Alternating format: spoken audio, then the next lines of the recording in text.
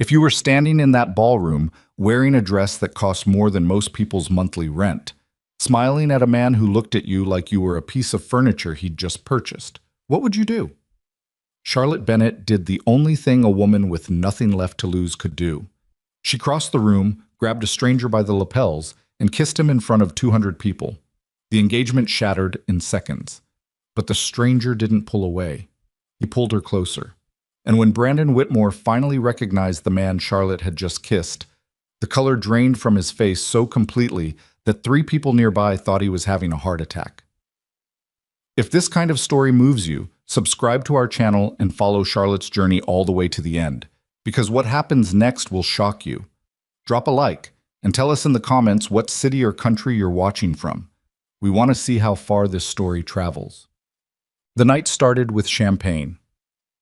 Charlotte didn't want to drink, in a room she didn't want to be in, celebrating an engagement she had never agreed to. Not really. Her father had agreed to it. Robert Bennett, 61 years old, smelling faintly of whiskey even at 7 in the evening, had shaken Brandon Whitmore's hand across a mahogany desk 6 weeks ago and essentially signed his daughter's name on a contract she hadn't seen until it was already done. The terms were simple enough. Robert's shipping company, what remained of it after years of bad poker hands and worse investment decisions, would be absorbed into Whitmore Industries. The Bennett family debts, somewhere north of $14 million, would disappear overnight. And Charlotte, 29 years old, Yale-educated, fluent in 3 languages, and accomplished at none of the things that apparently mattered in this particular transaction, would become Brandon Whitmore's wife before the end of the year. She found out on a Tuesday. Her father had poured himself 2 fingers of scotch and told her the way you might tell someone the weather had changed.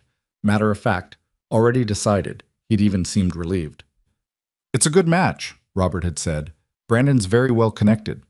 Charlotte had stood in the kitchen doorway of their Upper East Side townhouse, the one Brandon would technically own within 60 days, and felt something go very quiet inside her chest. Not shock exactly.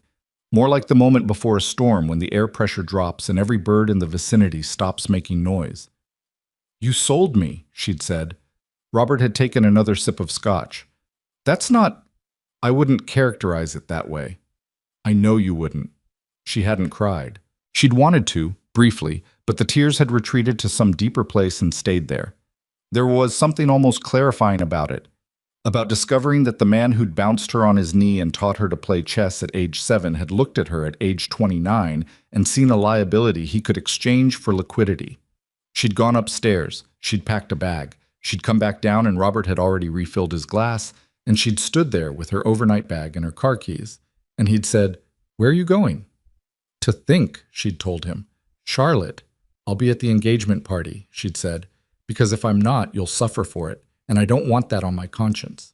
She'd paused in the doorway. "But I want you to know something, Dad. I want you to look me in the eye right now and hear me." Robert had looked at her. His eyes were watery, not from emotion. The scotch was doing that. But he'd looked at her. "I'm going to find a way out of this," she'd said. "And when I do, I want you to remember this conversation. I want you to remember that I warned you." He hadn't said anything. She'd left. That had been 3 weeks ago. She'd tried lawyers. She'd tried reasoning with Brandon directly, which had lasted exactly 9 minutes before he'd smiled at her across his office desk and said, "Charlotte, your father made an agreement. You're not a party to it, technically. You're the subject of it. Those are different things. I'd learn to appreciate the distinction." She'd wanted to throw the glass paperweight from his desk through his floor-to-ceiling window. She'd smiled instead and left.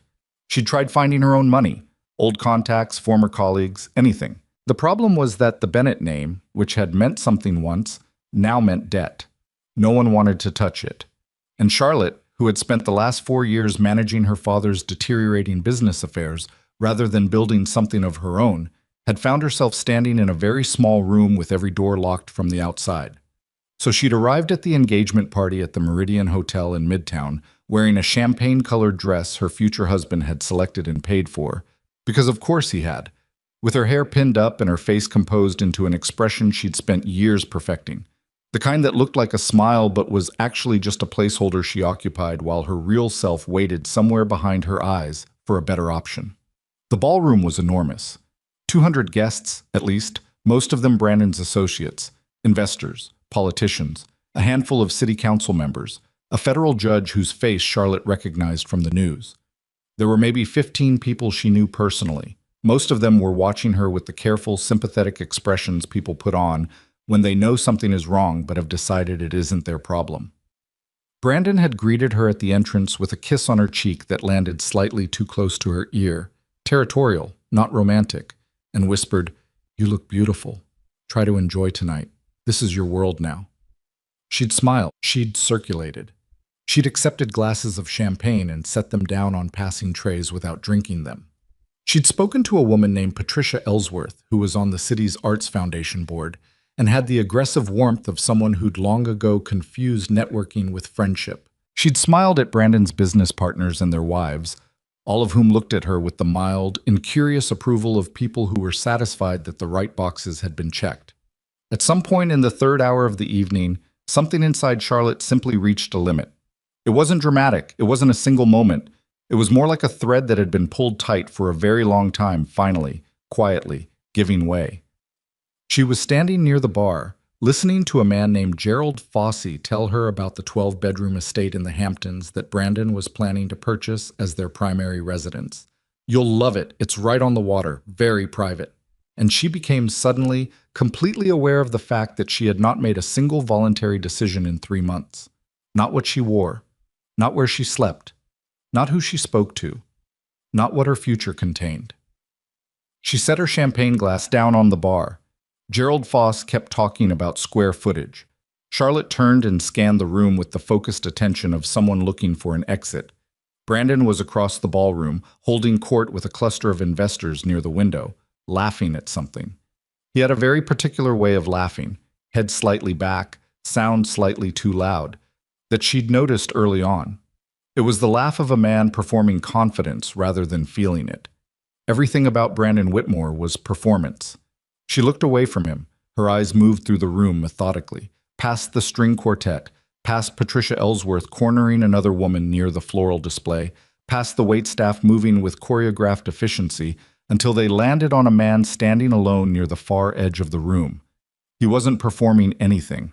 That was what made him visible. In a room full of people performing wealth, ease, connection, he was simply standing there, a glass held loosely in one hand, his posture carrying the quality of absolute stillness you see in people who are comfortable taking up exactly as much space as they occupy, no more, no less.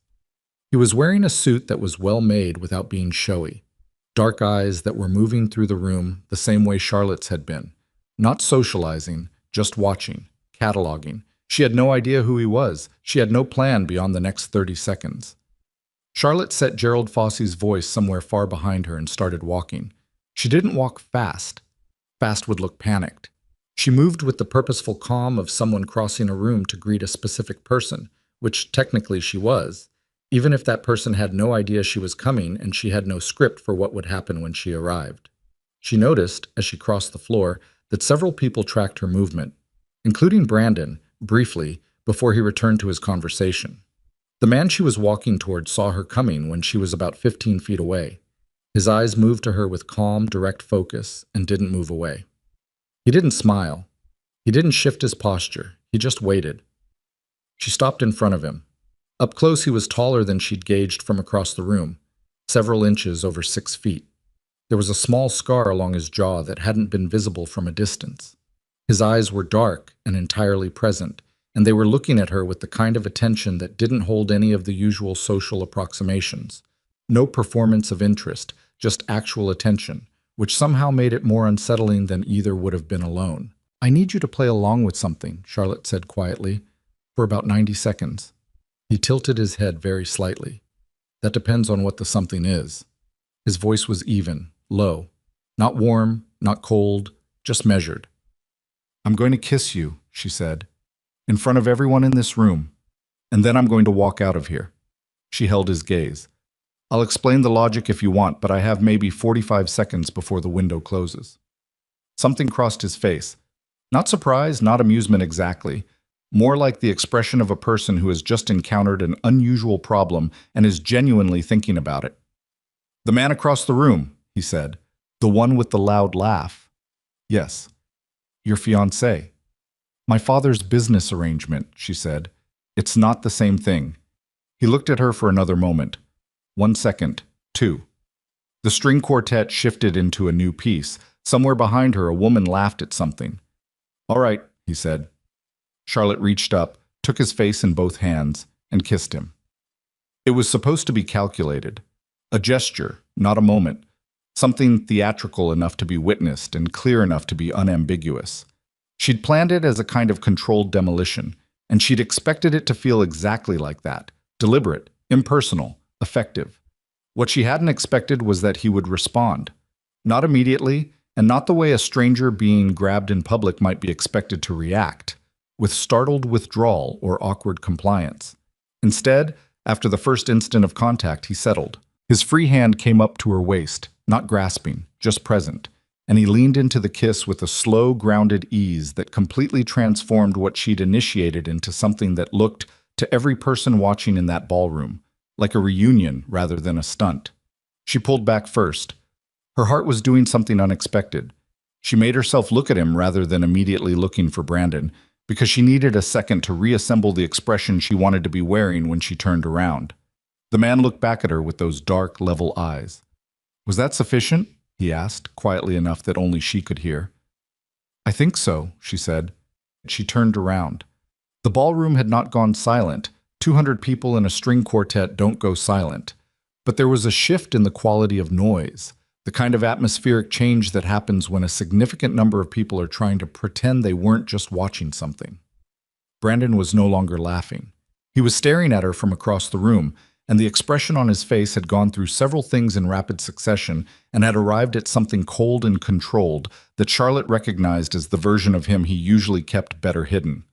His business partners were looking between him and Charlotte with the uncomfortable attention of people who have just realized they're about to witness something that will require them to pick a side. Brandon began moving through the crowd toward her. Charlotte stood her ground. She was aware, in the edges of her awareness, that the man behind her had not moved away. I was still there, close enough that she could feel the fact of him without touching him, which was a strange comfort she hadn't been expecting and wasn't entirely sure what to do with. Brandon stopped in front of her. He was controlling his face very carefully, but his jaw was tight, and his eyes had the particular flat shine of someone choosing between several responses, all of which he knew were being watched. Charlotte, he said. His voice was perfectly level. Brandon, she said, I think we need to... He stopped. His gaze shifted, moved past her to the man standing behind her, and something happened in his face that Charlotte, watching carefully, could not immediately name. It wasn't anger, though anger was somewhere in it. It was something prior to anger, something closer to recognition, and then, unmistakably, fear. Who? Brandon started. My name is Blackwood, the man behind Charlotte said. Vincent Blackwood. The two words landed in the middle of that sentence, in the middle of that room like something dropped from a height. Not loud, but with weight. Charlotte watched Brandon's face rearrange itself around a fact she did not yet have access to. She watched 3 of his business partners, nearby enough to have heard, exchange a look with each other that contained an entire conversation she couldn't read. She turned to look at Vincent Blackwood. He was watching Brandon with the exact same measured stillness he'd had when she first crossed the room to him. As if none of this, not the kiss, not the audience, not whatever reaction his name had just produced, was particularly remarkable. You... Brandon's voice was different now. Something had left it. You're leaving, Vincent said pleasantly, with Ms. Bennett. Charlotte had approximately 3 seconds to decide whether that sentence was a rescue or a different kind of problem. She chose to walk. She turned away from Brandon Whitmore, moved alongside the man whose name had just done something inexplicable to the most powerful man in that room, and crossed the ballroom toward the exit, while 200 people found sudden interest in their champagne and their shoes. Behind her, she heard Brandon say very quietly, to no one in particular, "Find out how he's here. Find out now." She didn't look back. The night air outside the Meridian hit her face, and she took a breath that went all the way down, the first full breath she'd taken in hours, maybe longer, and thought, I have absolutely no idea what I just did. She was about to find out. The black cars waiting at the curb were not taxis. The black cars were not taxis. Charlotte understood that the moment she stepped off the curb and saw the man standing beside the rear door of the closest vehicle. broad-shouldered, hands loose at his sides, eyes moving across the street with the practiced scan of someone whose job was noticing things before they became problems. He wasn't wearing a uniform. He didn't need to. The stillness of him was its own announcement. Vincent walked beside her without touching her, without speaking, without any of the performance she'd come to associate with men who wanted something from her. He simply moved, and the small distance between them felt less like courtesy and more like a border she hadn't been invited across yet. The man at the car door opened it without being asked. Charlotte stopped. "I'm not getting in a car with someone I don't know," she said. Vincent turned his head and looked at her. In the orange wash of the streetlight, his face was unreadable, but not unkind. "You kissed me 40 minutes ago. That was a controlled situation." "You think that was controlled?" She looked at the car. She looked at the man holding the door. She looked back at Vincent. "I don't know who you are." "You heard my name." "I heard a name that made Brandon Whitmore look like he wanted to disappear through the floor," she said. "That's not the same as knowing who you are." Vincent was quiet for a moment. A cab moved past them on the street. Somewhere behind them, inside the Meridian, a party was either continuing or collapsing. She couldn't tell anymore and found she cared less than she would have predicted. "Brandon Whitmore has spent the last 20 minutes making phone calls," Vincent said. "At least 2 of them were to people who do things for money that require them not to think too hard about it afterward." He said it the way you might comment on the weather. Factual, unhurried. "You can get in the car, or you can take your chances finding a cab. But if you take the cab, you'll spend tonight at whatever address you give the driver, and that address will belong to Brandon by morning." Charlotte held his gaze for 3 full seconds. Then she got in the car. Vincent got in after her and pulled the door shut, and immediately the sounds of the street cut to near silence. The car was insulated in a way that cost serious money, the kind of quiet you didn't find in standard vehicles, that particular heavy stillness of something engineered to keep the outside out. The car began moving without any instruction being given. She kept her hands in her lap and looked straight ahead. "The Meridian's on 53rd, she said. "How did you know the party was happening?" "I was invited." She turned to look at him. "By who?" "By the event staff. My table was near the east wall." He glanced at her briefly. "I don't usually attend these things. This one was worth attending." "Why?" "Because Brandon Whitmore's been using the Port Authority contacts of 3 city council members to move containers without inspection. I was there to understand the scope of that." He said it plainly, the way a lawyer might explain a case, stripped of drama. "I had no idea his engagement party would also be interesting for unrelated reasons." Charlotte processed that. "You were surveilling the event." "I was gathering information." "That's the same thing." "Technically," he said. She looked out the window. The city moved past in blocks of light and scaffolding and the particular density of Manhattan at night. "And now I'm in your car." "Now you're in my car." "Because you introduced yourself to Brandon and walked me out." "Because you kissed me in front of 200 people, he said, "and I decided it was simpler to see what you were attempting before I made any decisions about the situation." "And what do you think I was attempting?" Vincent looked at her directly for the first time since they'd gotten in the car. "Escape," he said, "and you didn't entirely think through what came after." She didn't answer, mostly because it was accurate. The car moved uptown. Charlotte watched the building numbers change and tried to organize what she knew, which was not much. Vincent Blackwood. The name had done something to Brandon that 3 weeks of her own resistance had failed to do. It had made him afraid. She filed that and kept filing. "Where are we going?" she asked. "My building. And if I don't want to go to your building?" "Then tell me where you'd rather go," he said, "and I'll have Marcus take you there. But I'd ask you to think first about whether it's somewhere Brandon can find you before you've had time to think." She didn't have an answer for that either. The friends she might have called were largely social, the kind of people who attended events like the one she'd just destroyed but who weren't built for what came after events like that.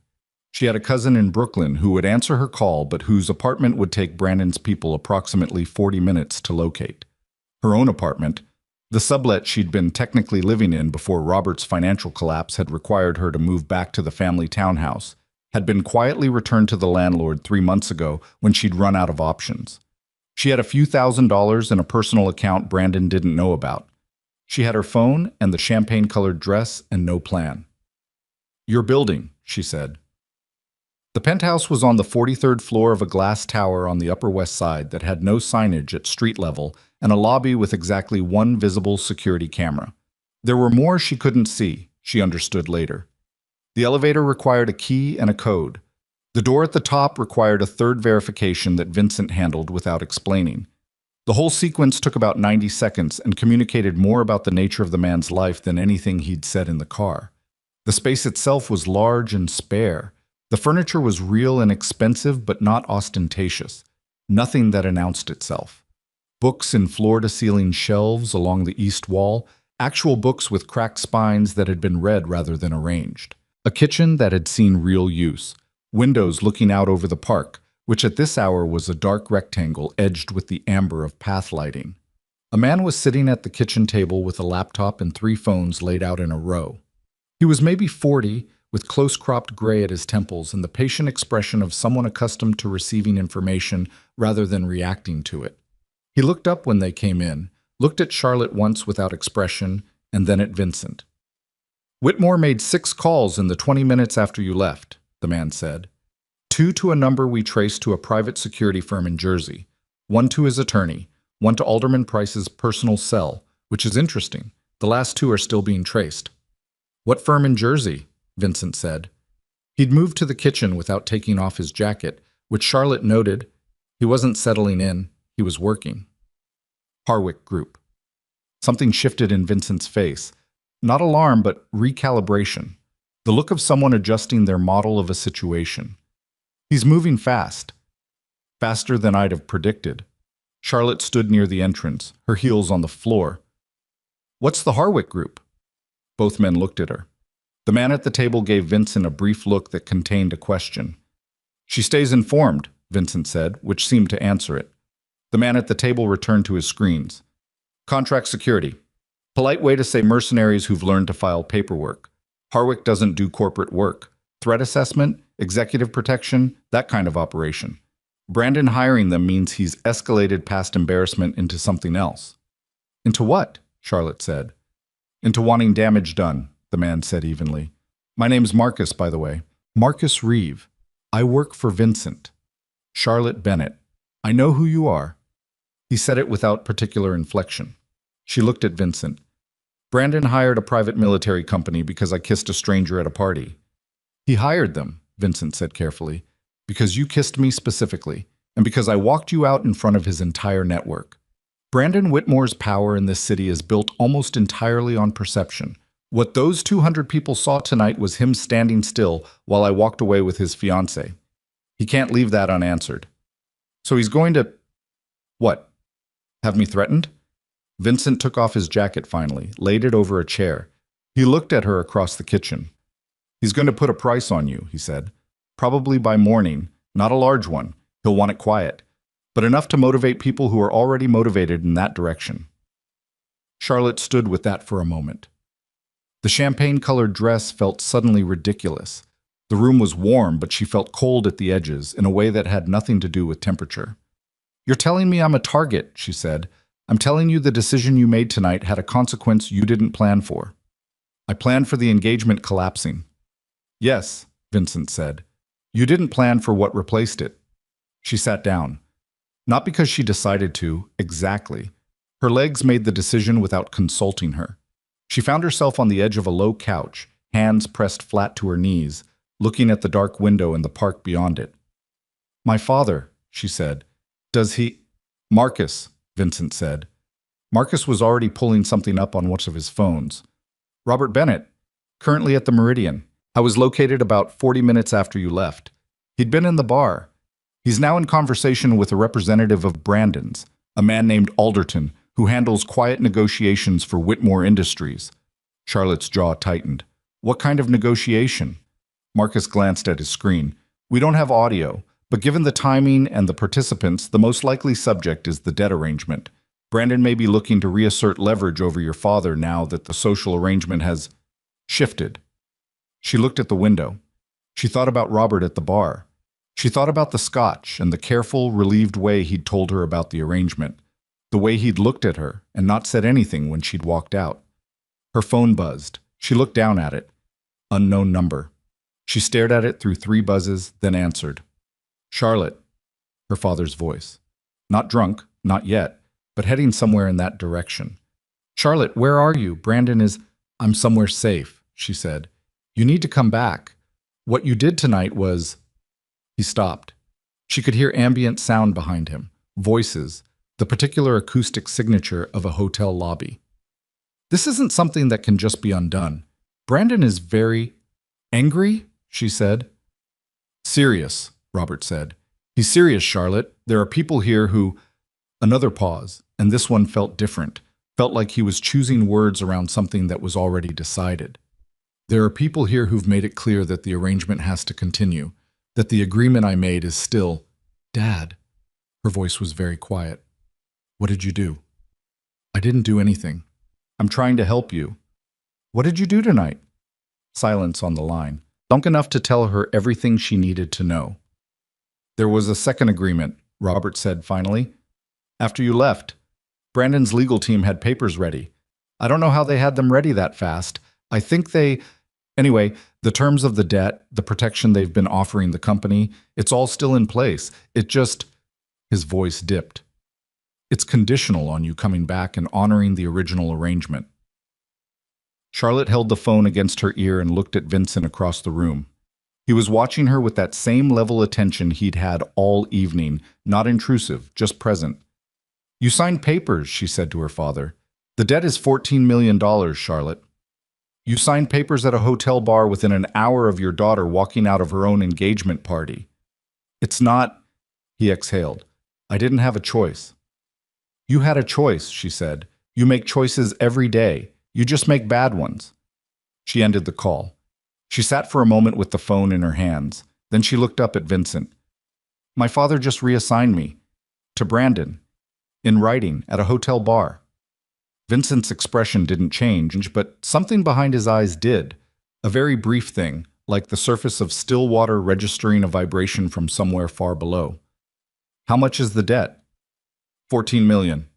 He nodded slowly, as if she'd confirmed something he already knew or suspected. He turned to Marcus. What's the status on the Harwick call?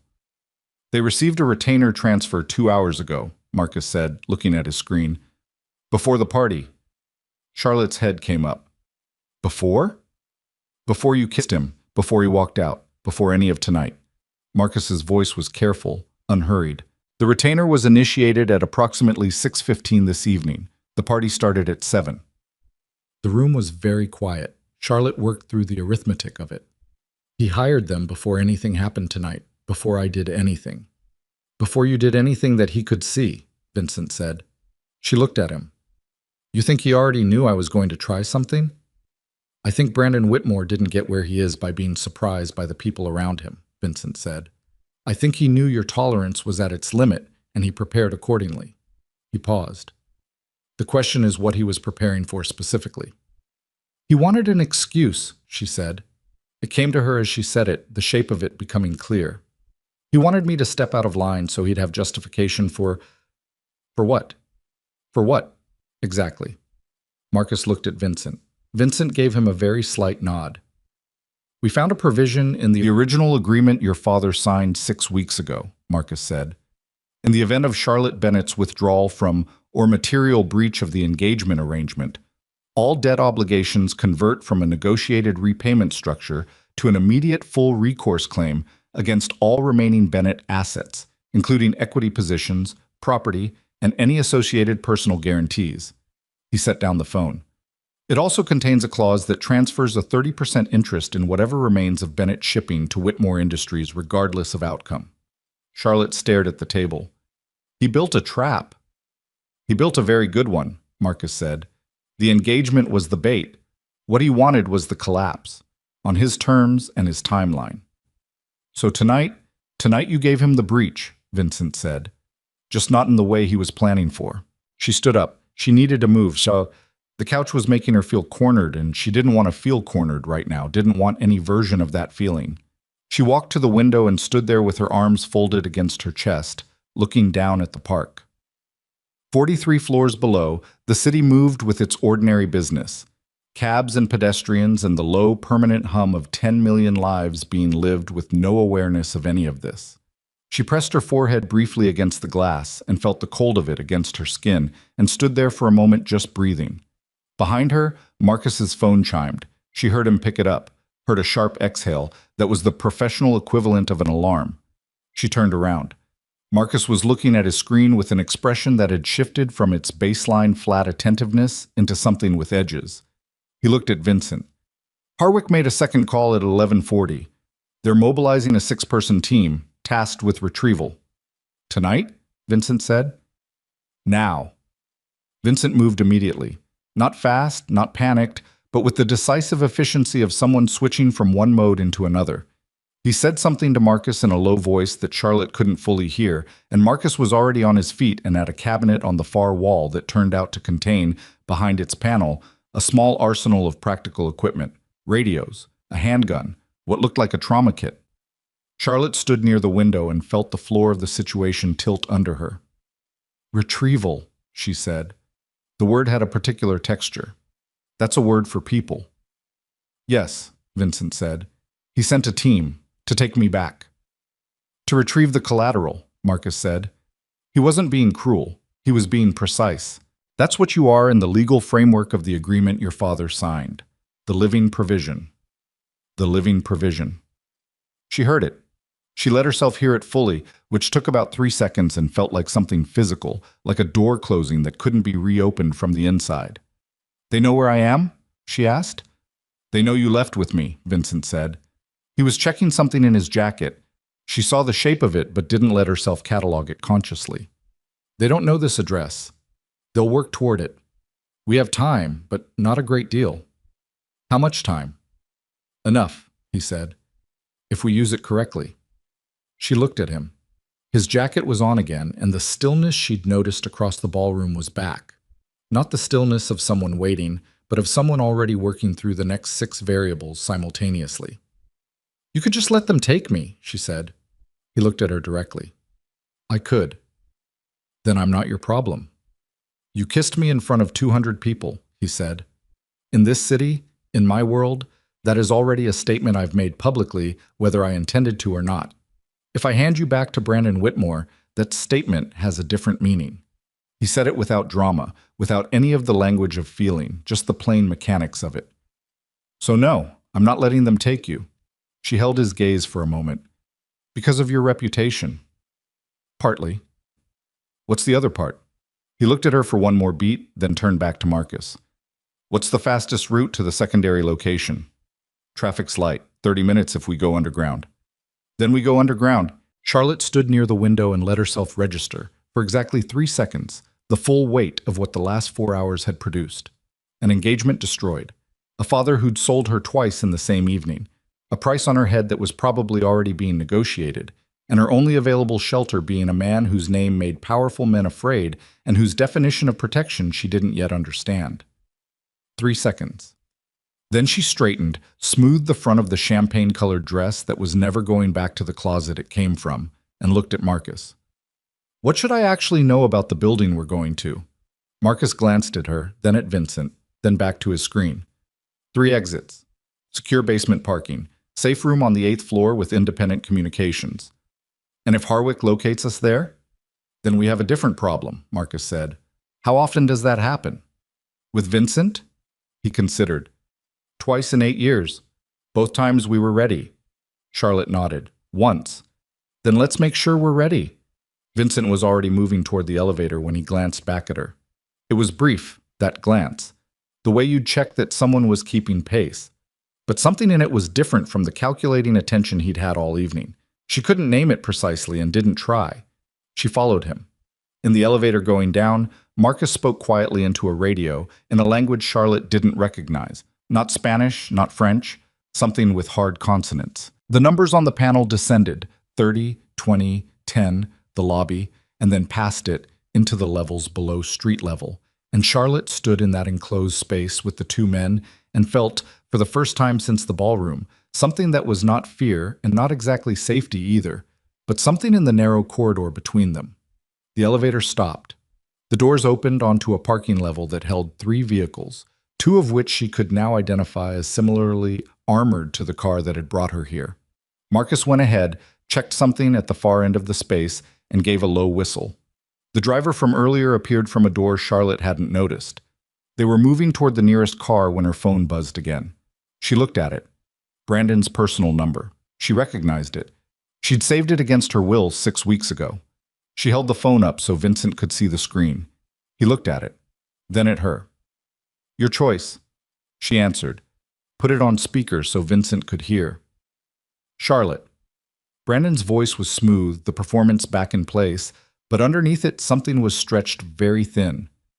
"I think we've both had a dramatic evening, and I think the most sensible thing would be for you to come back so we can discuss this like what?" she said. "Like reasonable people." "The Harwick group isn't very reasonable," she said. Silence. 3 full seconds of it, which from Brandon was as close to losing composure as she'd probably ever witnessed. "I don't know what—" "Yes, you do," Charlotte said, "and I want you to hear something." She kept her voice very level, the way she'd learned to in rooms full of men who were waiting for her to crack. "You built this trap well. The debt provision, the timing, the papers at the hotel bar tonight, all of it was well designed. I'll acknowledge that. But you made one miscalculation." "And what was that?" The smoothness was back, but thinner. "You assumed I'd run," she said. "You didn't account for me finding somewhere to stand." She ended the call and put the phone in her small bag and looked at Vincent. He was watching her with an expression she still couldn't entirely read, but something in it was different than what had been there at the beginning of the evening. Not warmer exactly, more like recalibrated, like she had moved from one category in his thinking into a different one. "Get in the car," he said. She got in the car, and as the vehicle moved out through the underground passage and into the street and began heading across the city, Charlotte Bennett sat in the back seat of a Mafia Boss's armored car in a champagne-colored dress and felt, underneath the fear and the exhaustion and the enormous mess of everything she'd set in motion tonight, one thing she hadn't felt in a very long time. She felt like herself. The car turned south, and somewhere across Manhattan, 6 men with a retrieval order and a retainer deposit were moving toward an address that was now empty. And Brandon Whitmore was sitting in a hotel room with his smooth voice and his excellent trap, looking at the phone in his hand, understanding for the first time that the woman he'd categorized as collateral had just told him, clearly and without apology, that she was going to fight, and that the man beside her had listened. Marcus spoke quietly to the driver. The city moved past in long amber streaks. And in the silence of the car, Vincent Blackwood said nothing at all, which Charlotte was beginning to understand was not absence.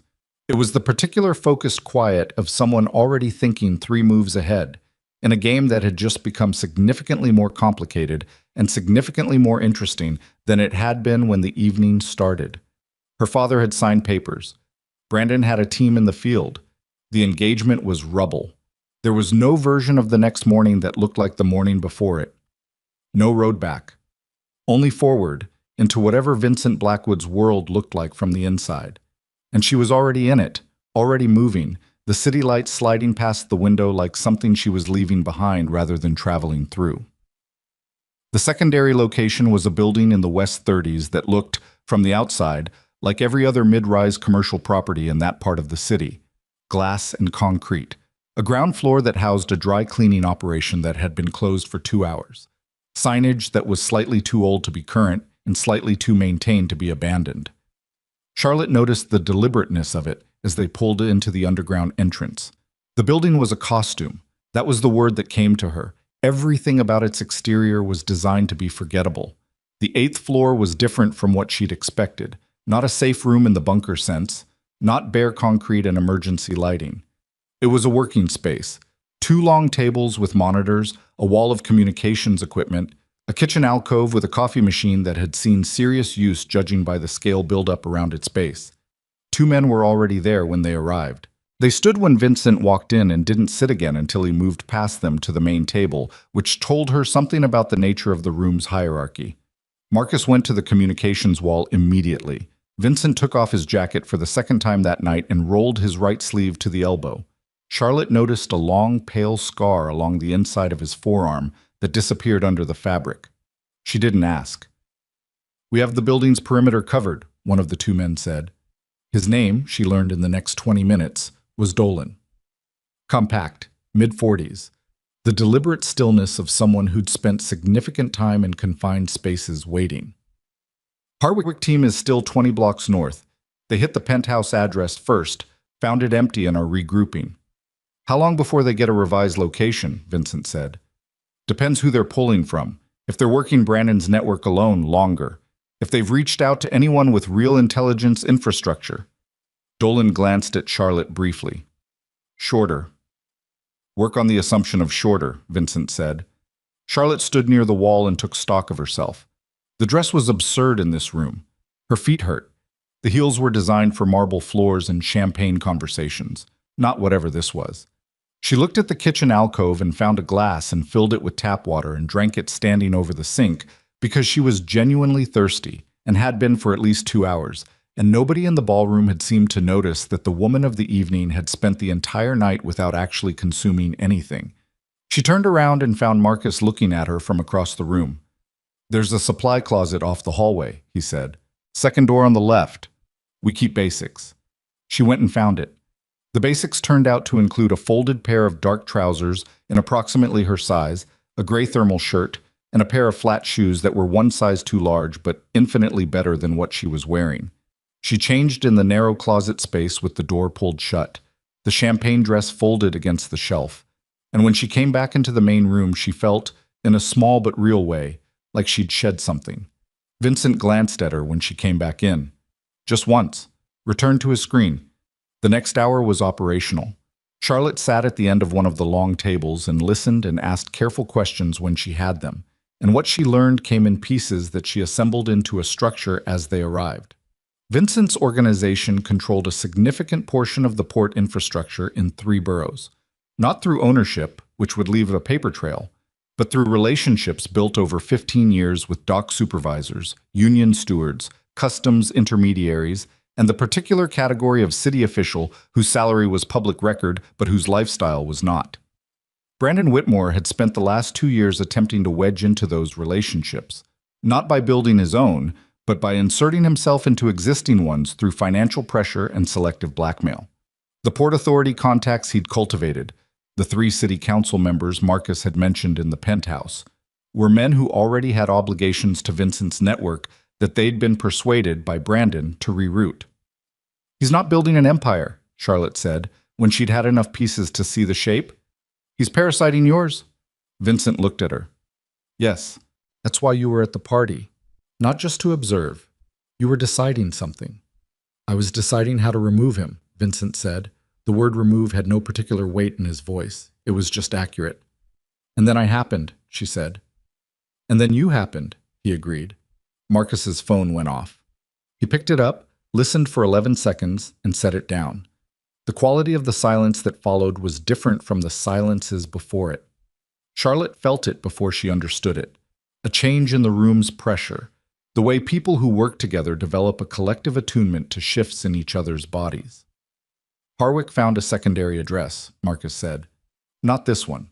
They're running toward a property on the Lower East Side that's registered to a shell company 3 removed from your primary holding structure.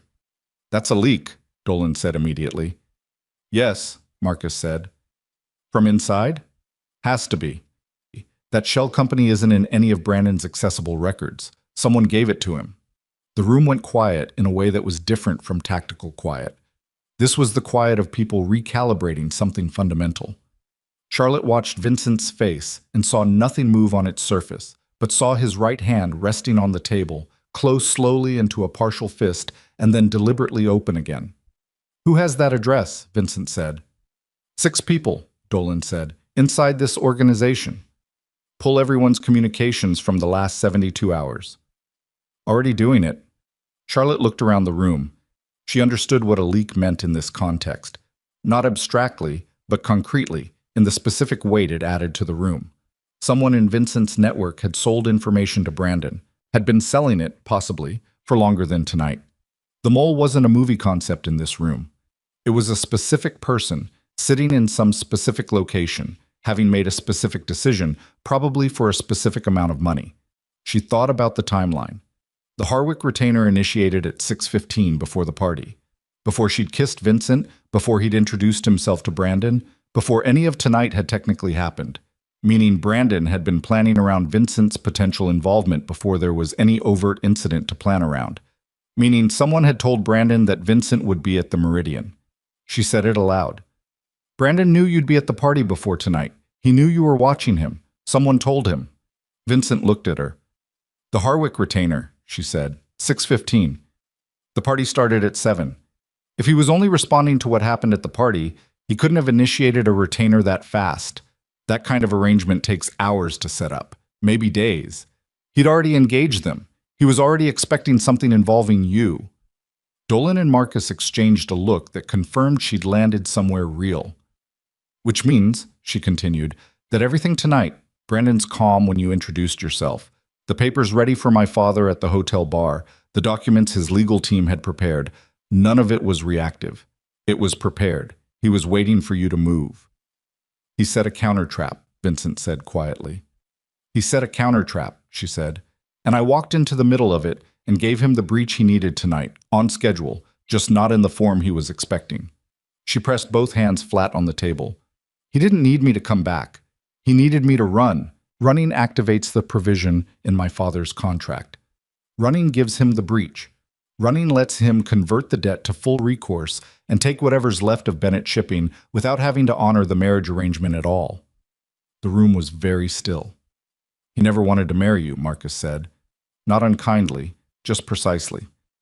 No, Charlotte said. He wanted the Bennett port licenses. The family holds 3 legacy commercial port licenses through the shipping company. They're old. They predate the current regulatory framework. They're essentially non-transferable, except through a corporate merger, or, she stopped, or through a marriage-based asset consolidation under the agreement terms. Show me the agreement, Vincent said.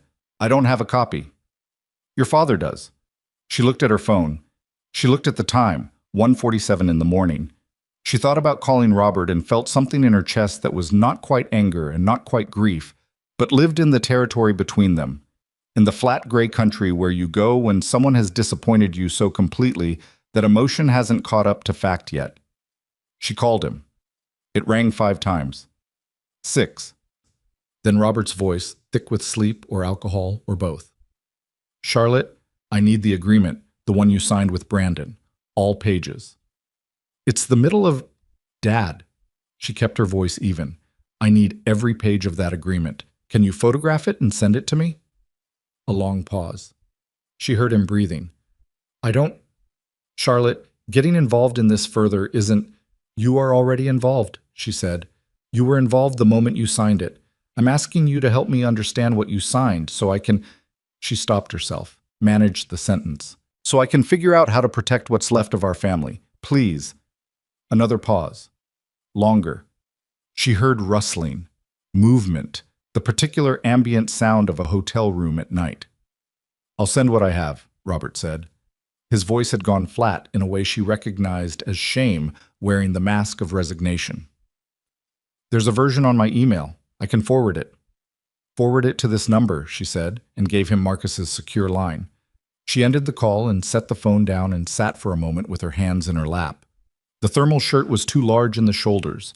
The flat shoes were cold through their thin soles.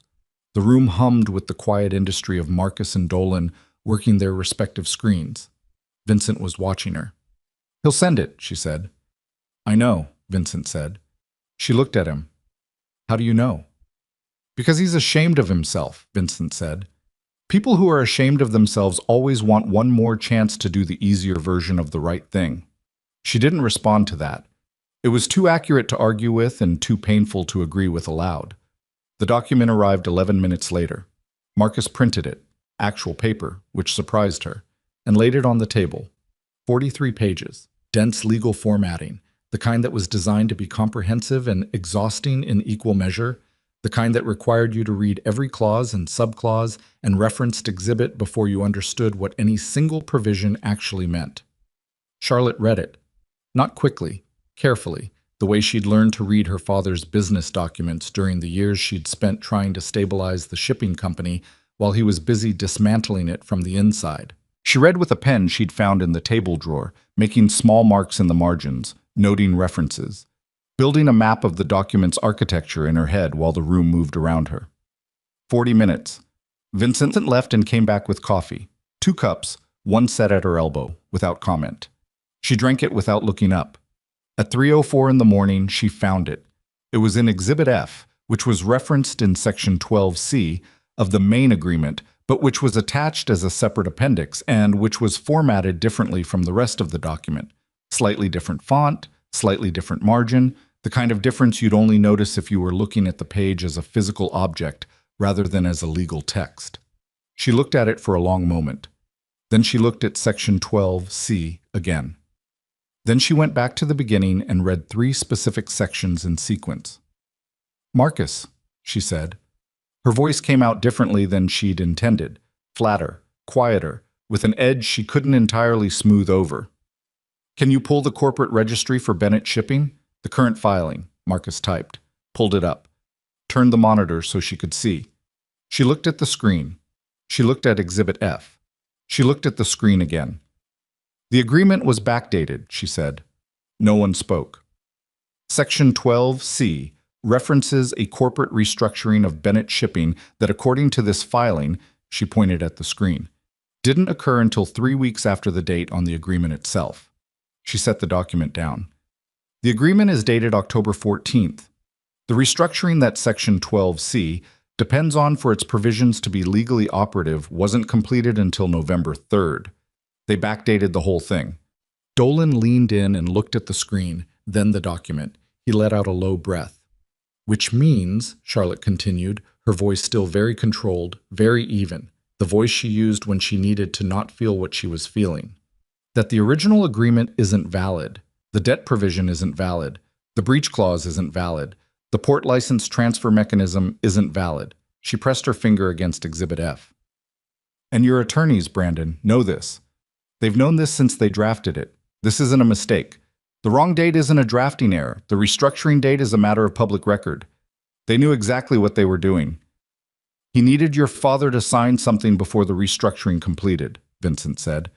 He'd come to stand at the corner of the table, reading over her shoulder. "So he dated it as if it had already happened." "He defrauded my father," Charlotte said, "which would be more satisfying if my father hadn't essentially handed him the pen." "It also means," Marcus said carefully, "that the papers your father signed tonight at the hotel bar, the second agreement, are an amendment to a fraudulent original instrument." "Can we use this?" Charlotte asked Vincent directly. "To void the agreements, yes, potentially." He straightened. "In a court, with time and the right attorneys." "Do we have time?" His pause was less than a second, but she caught it. "Not the kind of time a court requires." She understood what that meant. A court meant months. Brandon's money meant those months would be contested at every step. And in the meantime, 6 men from the Harwick group were somewhere in the city with a retrieval order and a retainer, and the fact that the legal basis for that order was fraudulent would mean nothing to them at 2 in the morning. She sat back in her chair. The pen was still in her hand, and she set it down carefully, precisely, parallel to the edge of the table, because she needed something to be under control right now. "Okay," she said. "So we can't use the courts. Not tonight, not fast enough." She looked at the document. "What we have is leverage, evidence of fraud. That's something Brandon doesn't want anyone looking at carefully." "It's something," Vincent said. "Who else knows the agreement is fraudulent?" "Brandon's legal team," Marcus said. "The attorney who drafted it, possibly 1 or 2 others." "Can we reach the attorney?" Marcus and Vincent exchanged a look that she was learning to read. The shorthand of 2 people who'd worked together long enough that full sentences were optional. "Not tonight," Vincent said. "Then what can we do tonight?" She looked around the room, at the monitors, the communications equipment, the 2 men who'd been working their screens with the patient intensity of people accustomed to finding things. "What do we actually have right now that we can move with?" Dolan spoke without looking up from his screen. "We have the retainer transfer to Harwick, time stamped at 6:15. That's wire fraud if the retrieval is characterized as kidnapping, which legally it would be, since the underlying agreement authorizing it is void.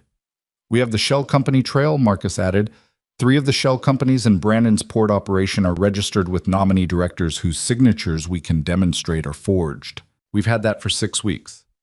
Why haven't you used it? Charlotte asked Vincent.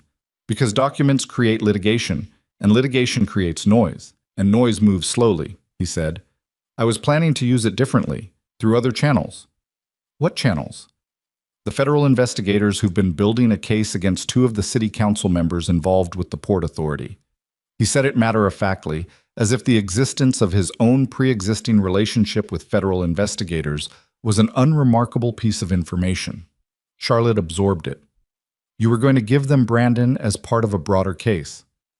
I was going to give them enough that Brandon's usefulness to the councilman would become a liability rather than an asset, which would cause the councilmen to withdraw their protection, which would expose Brandon's port operations to scrutiny, which would collapse his infrastructure from underneath without a direct confrontation, she said. It was clean, he said, simply, without apology. It was slow. Slow is often better. It's too slow now, she said. He has a team in the field tonight. He has my father's signature on a fraudulent document. He has your leak. She stopped, turned to Marcus. Have you found the leak yet? Marcus's expression shifted. Barely, but it did. We've narrowed it to 2 people. How long to confirm? Hours, possibly. She pressed both palms flat on the table. Thought. The room waited. She was aware of that, aware that they were giving her space to think rather than filling it, which was itself a form of information about how she was being perceived in this room. The ledger, she said. Vincent looked at her. You mentioned Brandon never trusted digital records. Does that mean he keeps physical documentation of the port operations? The shell companies, the council payments? We believe so, Marcus said carefully. We've never been able to confirm the location. His corporate headquarters. The sub-basement. She said it without drama, because she'd had the information for 3 weeks and hadn't known it was relevant until this exact moment. I was in his building 12 days ago for what he called a familiarization meeting with his chief of staff. They gave me a building tour. One of his assistants mentioned a secure document archive in the sub-basement, said Brandon insisted on physical copies of everything because he didn't trust digital security. She called it the vault. She said it offhandedly, the way you mention something you've been told not to mention right after you've been told not to mention it. The room was very still. You've been holding that, Vincent said. I didn't know it was useful until now, she said. What else did you learn in 12 days of being inside his operation that you've been holding? She looked at him. The question wasn't accusatory. It was precise. He wanted inventory, not confession. His chief of staff's name is Eleanor Marsh. She's been with him 11 years, and she is the most frightened person I've ever met, and I've met frightened people. She doesn't look it. She's composed, efficient, organized, but she's frightened of him in a specific way. The way people are frightened of something they've seen do damage and know will do it again. Charlotte kept her voice level. She spoke to me alone for 4 minutes during the tour. She told me she'd tried to leave twice. She told me both times something happened to make it impossible. She paused. I think she's a potential ally. Vincent was quiet for a moment. You've been planning this for longer than tonight. I've been watching for longer than tonight, she said. I didn't have a plan. I had information I didn't know how to use. Now you have a context for it. Now I have a context for it, she agreed. A sound from Dolan's station. Not dramatic, just a single tone, the kind an alert makes when a threshold is crossed. Dolan looked at his screen, looked at Marcus, and said 2 words. They're moving.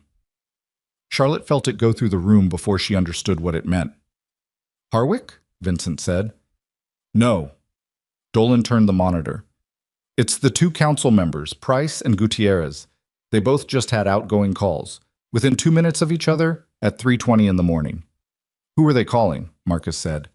Dolan looked at the screen. Each other. And then both of them called the same 3rd number. He paused. The number routes through 3 relays, but the final destination is registered to a private security contractor out of Langley, Virginia. The words sat in the room. Charlotte looked at Vincent.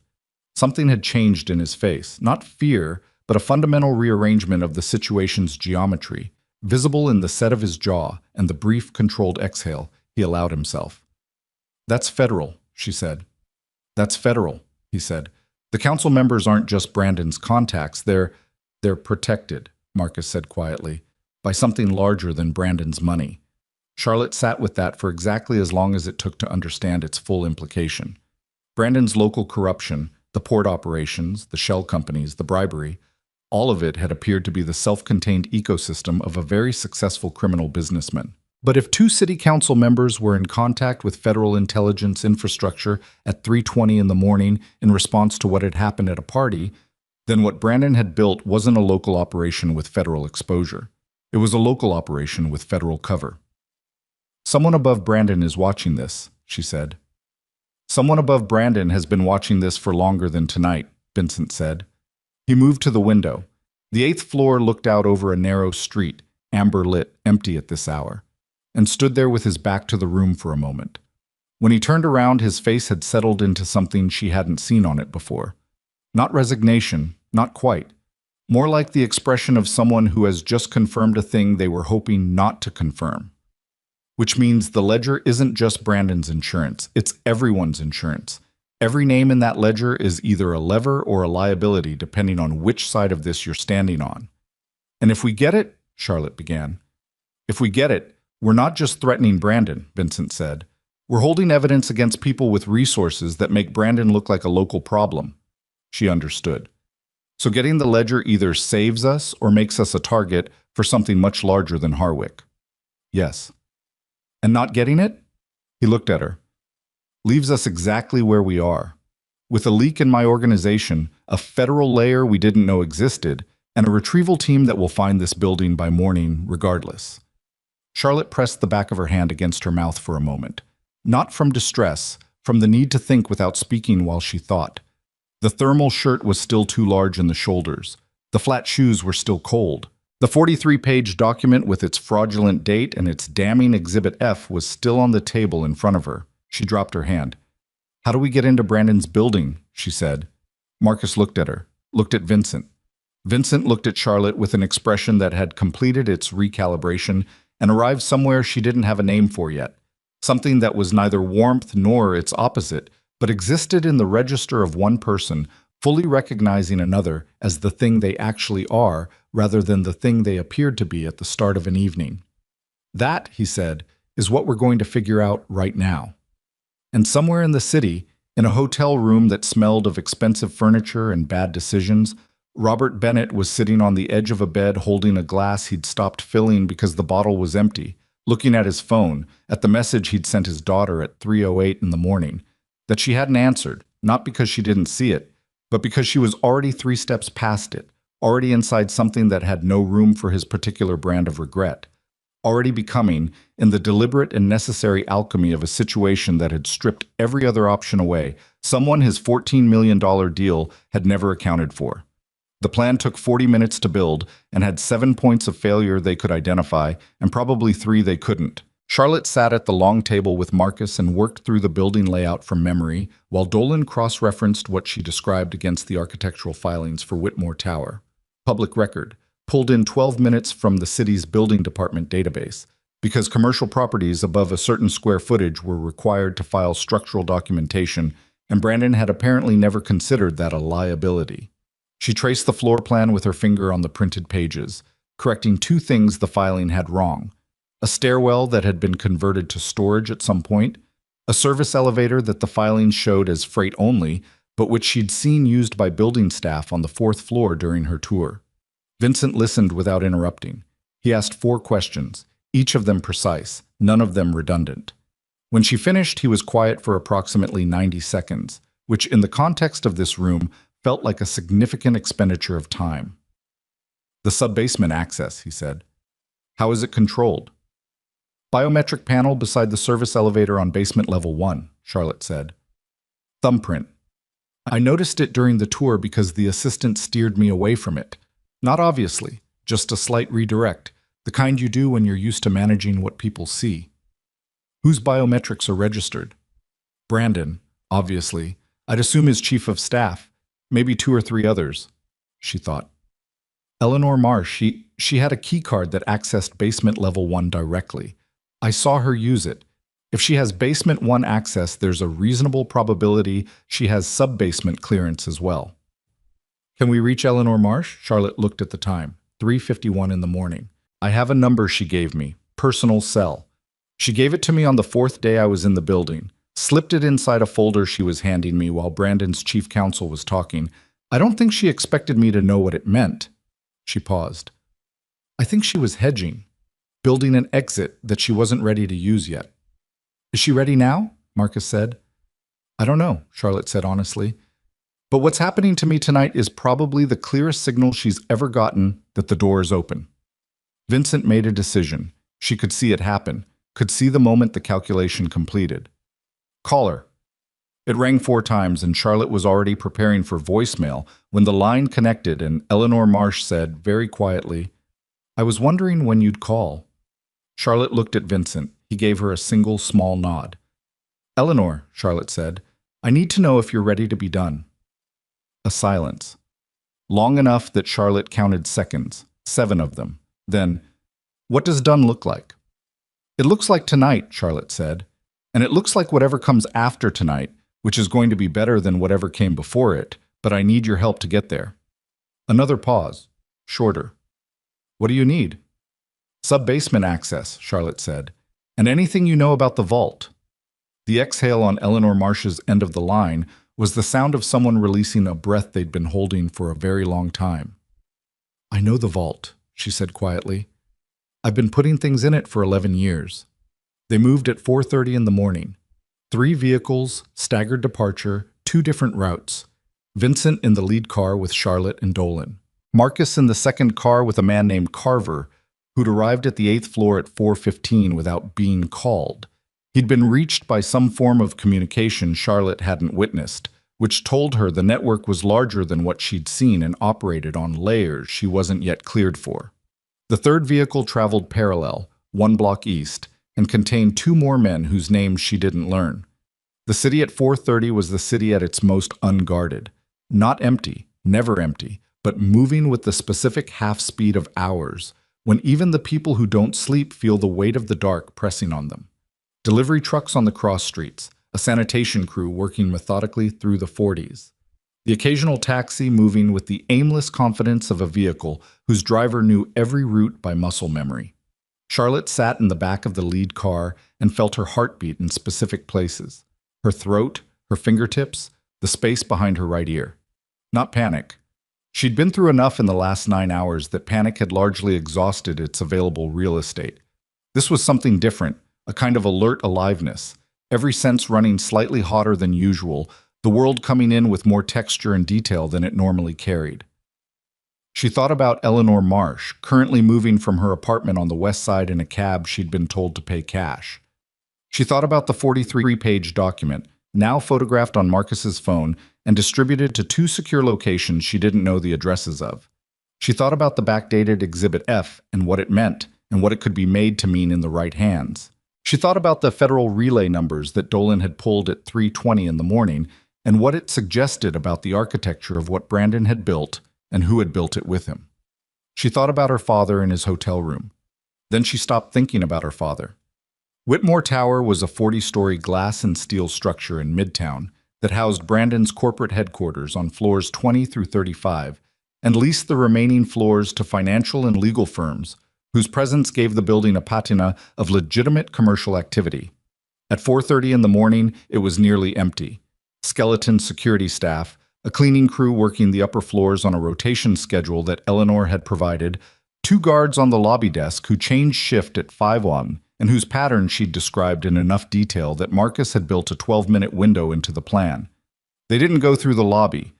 Eleanor was waiting at the service entrance on the building's north side, a steel door that accessed the service corridor running parallel to the main building infrastructure.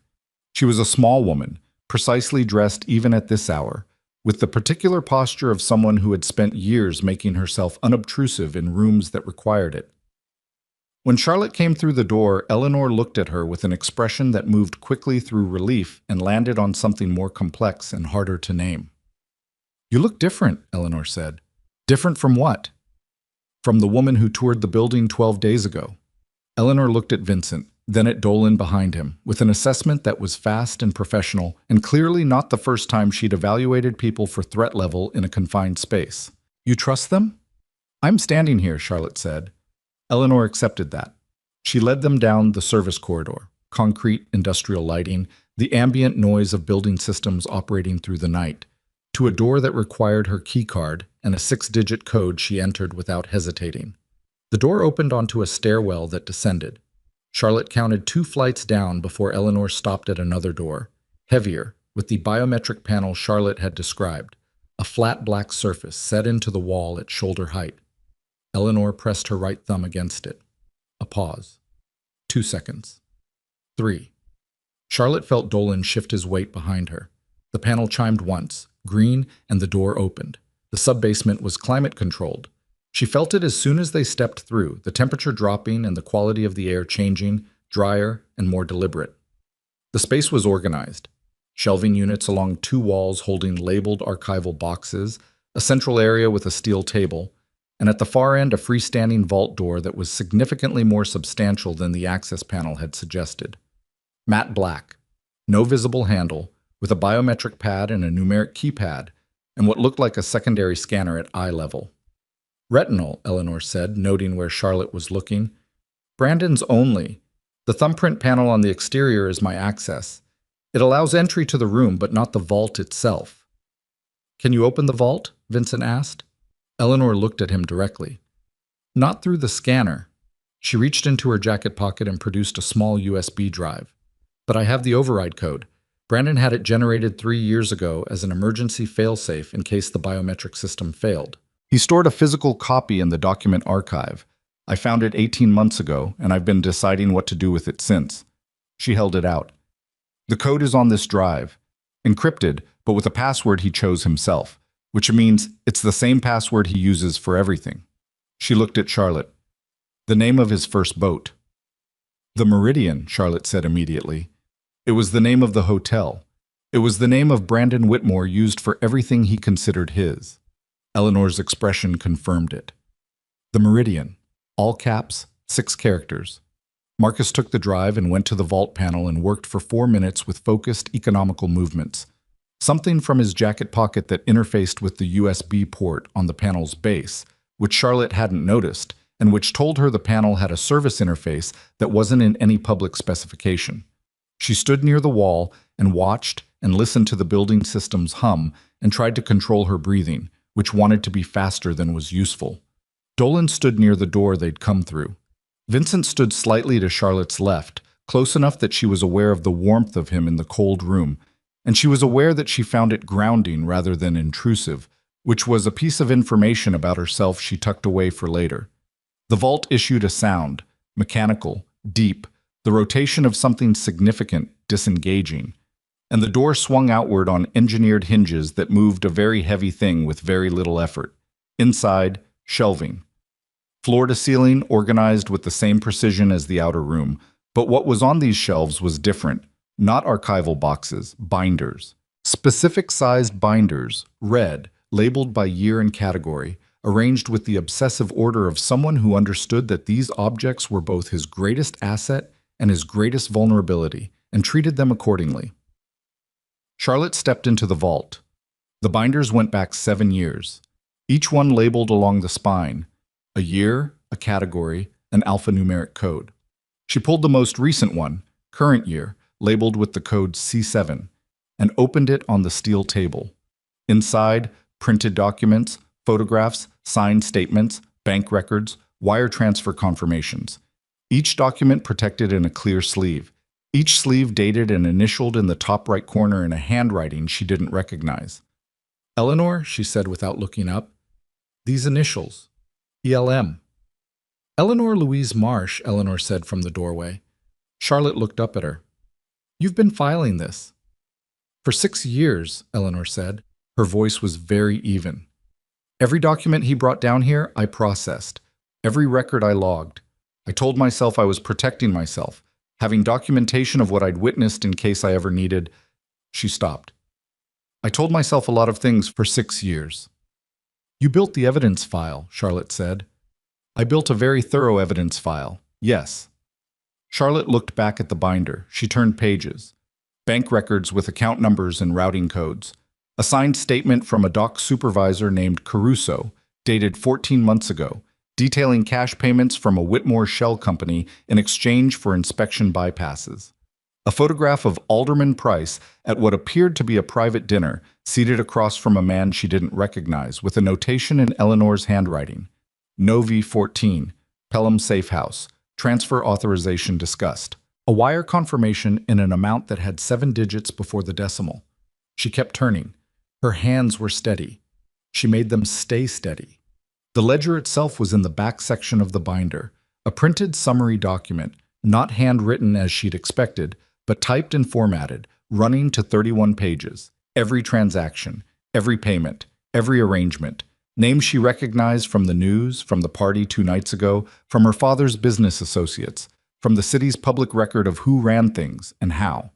Names she hadn't expected. Federal names, names attached to oversight offices and regulatory bodies, names that explained with sudden clarity why Brandon Whitmore's port operations had survived as long as they had, despite being exactly the kind of thing that regulatory bodies were supposed to prevent. "Marcus," she said. He came in, and she handed him the document and watched him read the first 2 pages and watched his face do something careful and controlled.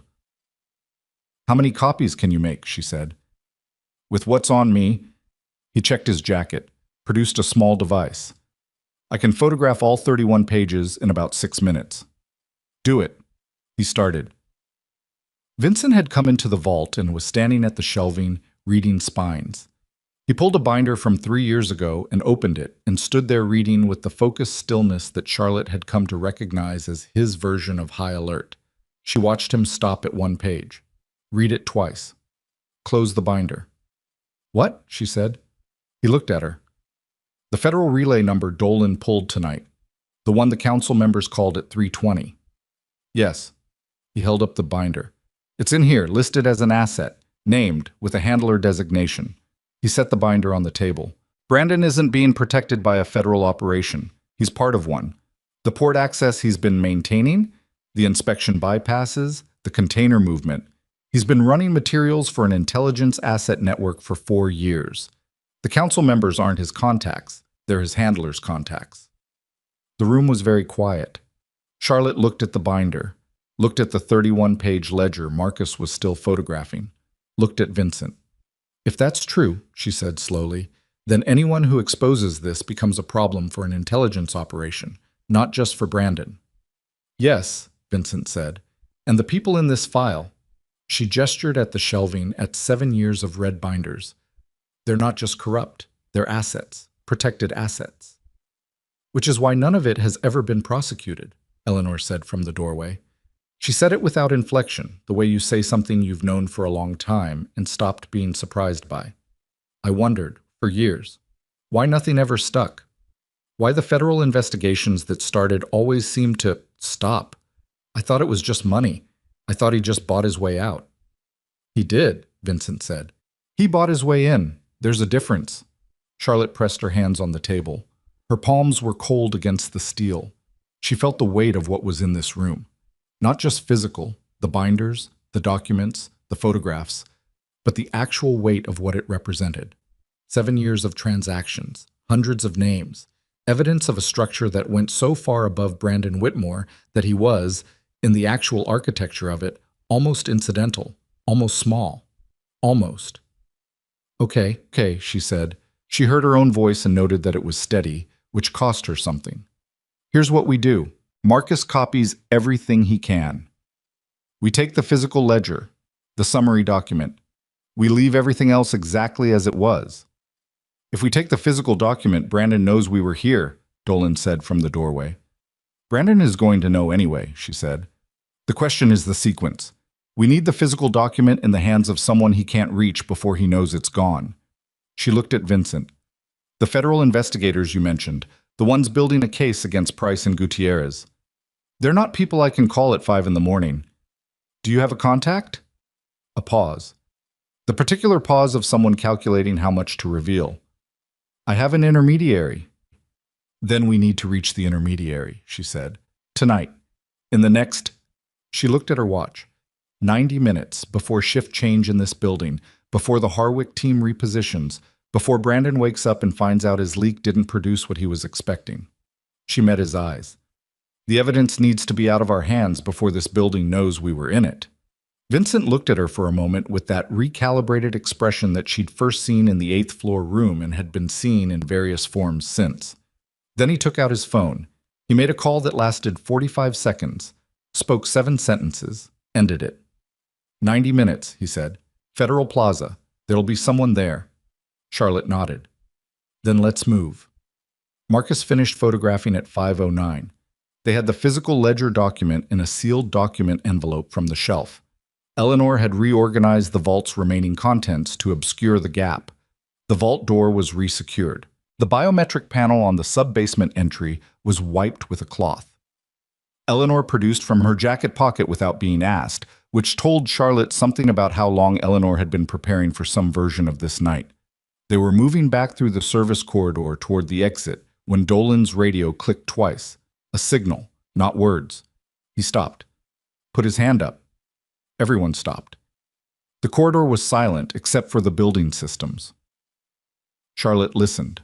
Heard nothing. Then she heard it. Footsteps. Not the cleaning crew's shuffle, but the deliberate, measured pace of people moving with a specific destination, 2 sets at least, coming from the direction of the service elevator, which was 30 feet ahead of them. Dolan looked at Vincent. Vincent looked at the corridor behind them. They'd come 40 feet from the sub-basement door. Ahead, 30 feet to the elevator and whoever was coming through it. Behind, 40 feet back to a door they'd locked on exit. Charlotte looked at Eleanor. Is there another way out? Eleanor's face was very controlled. Maintenance shaft, 10 feet back on the left. It accesses a mechanical room that connects to the loading dock. Is it passable? For someone who isn't me, Eleanor said. Vincent was already moving, back the way they'd come, 10 feet, the door Eleanor had indicated. A standard utility access panel, the kind you don't notice because your brain categorizes it as infrastructure rather than egress. He had it open in 4 seconds, not by picking it or forcing it, but by running his hand along the top of the frame and finding the release tab that wasn't visible from eye level. Charlotte understood that this was a man who, before entering a building, learned where the doors were that weren't supposed to be doors. She went through. Dolan behind her. Vincent pulled Eleanor through last and let the panel close softly, and 6 seconds later she heard the footsteps pass in the corridor outside, close enough that she could distinguish 3 sets, not 2, and then recede. The maintenance shaft was narrow, with conduit piping along both walls and a floor that had accumulated decades of dust in the corners that rose in small clouds with each step. Dim emergency lighting ran along the ceiling every 10 feet. Charlotte moved with one hand lightly on the right-hand pipe for orientation and tried not to think about how small the space was or how limited the directions available to her were, which were exactly 2, forward or back. She thought instead about the document envelope that Dolan was carrying under his jacket. 31 pages, 7 years, every name. They came out into the mechanical room, large, full of the roaring mechanical conversation of a building's climate systems, warm in contrast to everything they'd just been through. A door on the far wall opened onto the loading dock, and the loading dock opened onto the alley behind the tower's north face, and at 5:17 in the morning the alley was empty and the sky was beginning to do the thing it does in the hour before dawn. Not lighter exactly, but less dark. A subtle shift in the quality of the darkness that suggested morning without yet committing to it. The cars were where they were supposed to be. Charlotte got into the lead car and sat, and felt for the first time in hours the full physical weight of what the night had cost her. Her shoulders ached. The 2 large flat shoes had given her a blister on her left heel at some point in the service corridor, which she hadn't noticed until now. She was profoundly thirsty again. Her hands, when she looked at them in her lap, had a fine tremor that she couldn't entirely control. She pressed them together and held them there until it stopped. Vincent got in beside her, looked at her hands, looked at her face. Did not say anything, which she was grateful for. Federal Plaza, she said. Federal Plaza, he confirmed. They moved. The intermediary turned out to be a woman. Charlotte hadn't expected that, which was its own commentary on her assumptions. She was perhaps 55, in a coat that was too warm for the season, standing at the east entrance of the plaza's public area, with a coffee cup that she appeared to have actually purchased from somewhere rather than using as a prop, which lent the meeting a quality of mundane functionality that Charlotte found steadying. Her name was not offered, and Charlotte didn't ask. The document envelope changed hands at 5:34 in the morning. The woman looked at the top 2 pages of the ledger with the expression of someone confirming that a package contained what it was supposed to contain rather than discovering something new. Then she looked at Vincent. "This covers the Gutierrez network?" she said. "And above it," Vincent said. The woman's expression did something brief and controlled. "We'll need corroboration. The shell company registry, the wire transfer confirmations, and Eleanor Marsh's testimony," Vincent said. "Eleanor is prepared to provide a formal statement." "When?" "She'll be at the address Marcus sends you, this morning." The woman looked at Charlotte with a direct, assessing attention that had no warmth in it, but no hostility either, purely professional, the look of someone evaluating a variable. "You understand what this does?" "I understand what it doesn't do," Charlotte said. "It doesn't make us safe until it's processed and on record." "Correct. How long?" "If it's what you say it is," the woman glanced at the envelope, "we can have preliminary protective filing within 4 hours. After that, anyone moving against the witnesses is moving against a federal proceeding." 4 hours. Charlotte nodded. The woman turned and walked away in the direction she'd come from without another word. They were back in the car and moving at 5:41 when Dolan's radio went off. This time words, not signal clicks. A voice Charlotte didn't recognize, controlled and rapid. "Whitmore Tower Security triggered a vault access alert at 5:08. Building manager notified at 5:15. Brandon Whitmore was called at 5:19. Vincent checked his watch. They'd cleared the building at 5:17, 2 minutes. "He knows," Marcus said from the front seat. "He knows," Vincent agreed. Charlotte looked out the window. The sky was genuinely lighter now. The eastern edge of it had gone from dark to a deep gray that would be pink inside of 30 minutes. The city was beginning its morning assembly. More trucks, more pedestrians. The first suggestion of commuter volume beginning to accumulate on the cross streets. "He'll move to contain," she said. "Immediately," Vincent said. "Harwick?" "Harwick is already deployed." Vincent's jaw was set. "He'll redirect them, and he'll make calls to Price, to Gutierrez, to anyone in his network who might be able to intercept a federal proceeding before it gets on record." "Can they? In 4 hours?" He looked at her. "Maybe." She felt it. The narrowness of the window. The specific weight of 4 hours as a unit of time. Long enough for a great many things to go wrong. Short enough to see the end of it from here. "Then we need to make sure he's busy," she said. Vincent looked at her. "What does that mean?"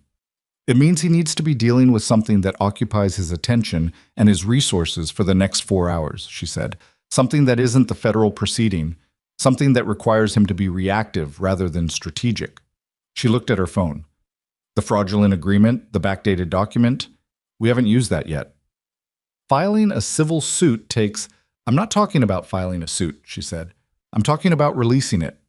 The document, the analysis, the evidence of the backdating, to the 3 financial journalists who cover the Port Authority beat and who have been trying to report on Whitmore Industries for 2 years. Brandon will spend the next 4 hours managing a public disclosure rather than making calls." She looked at Vincent. "He has investors, board members, people whose first move when they see a fraud exposure in the press at 6 in the morning is to call their own attorneys, not Brandon's." Vincent was quiet for a moment. "That's not a legal move." "No," she said. "It's a human one. He built his empire on perception. So we take the perception." Marcus turned from the front seat, looked at Vincent, looked at Charlotte. Something moved across his face that might have been, in a different man, the beginning of a smile. "I have 3 contacts at financial outlets," Marcus said. "Verified, secure lines. I can have the documents distributed and confirmed received within—" He checked his watch. 20 minutes. Vincent looked at Charlotte. She looked back at him.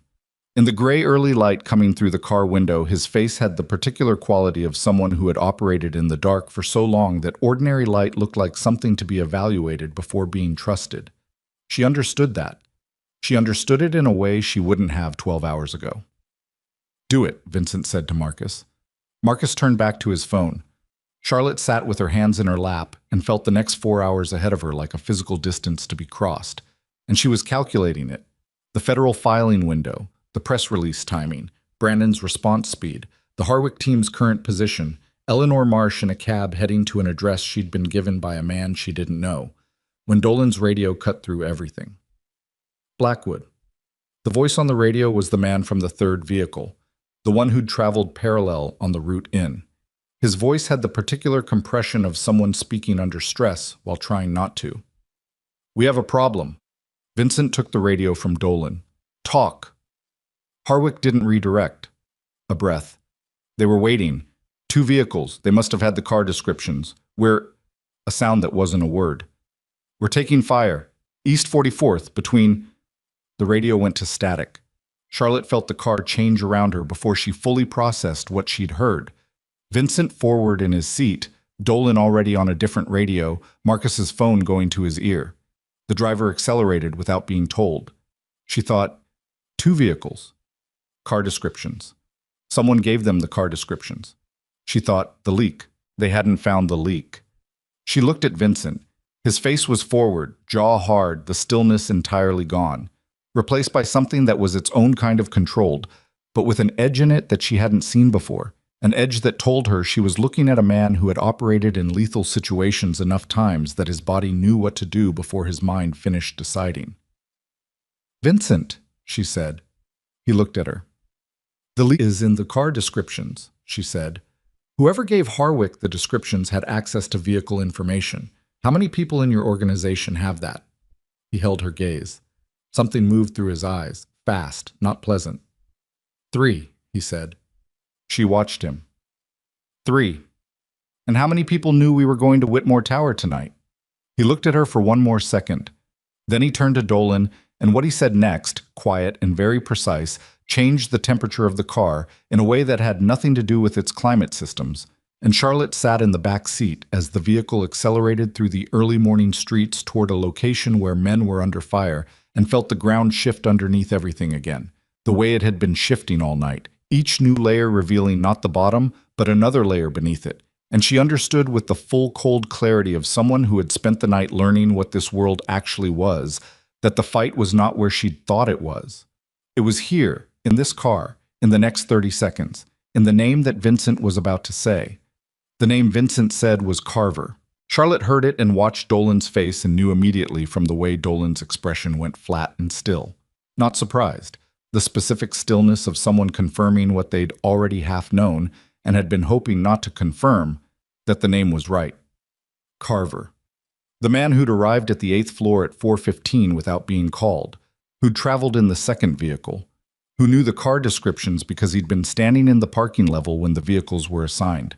Vincent said it once, quietly, and then didn't say it again.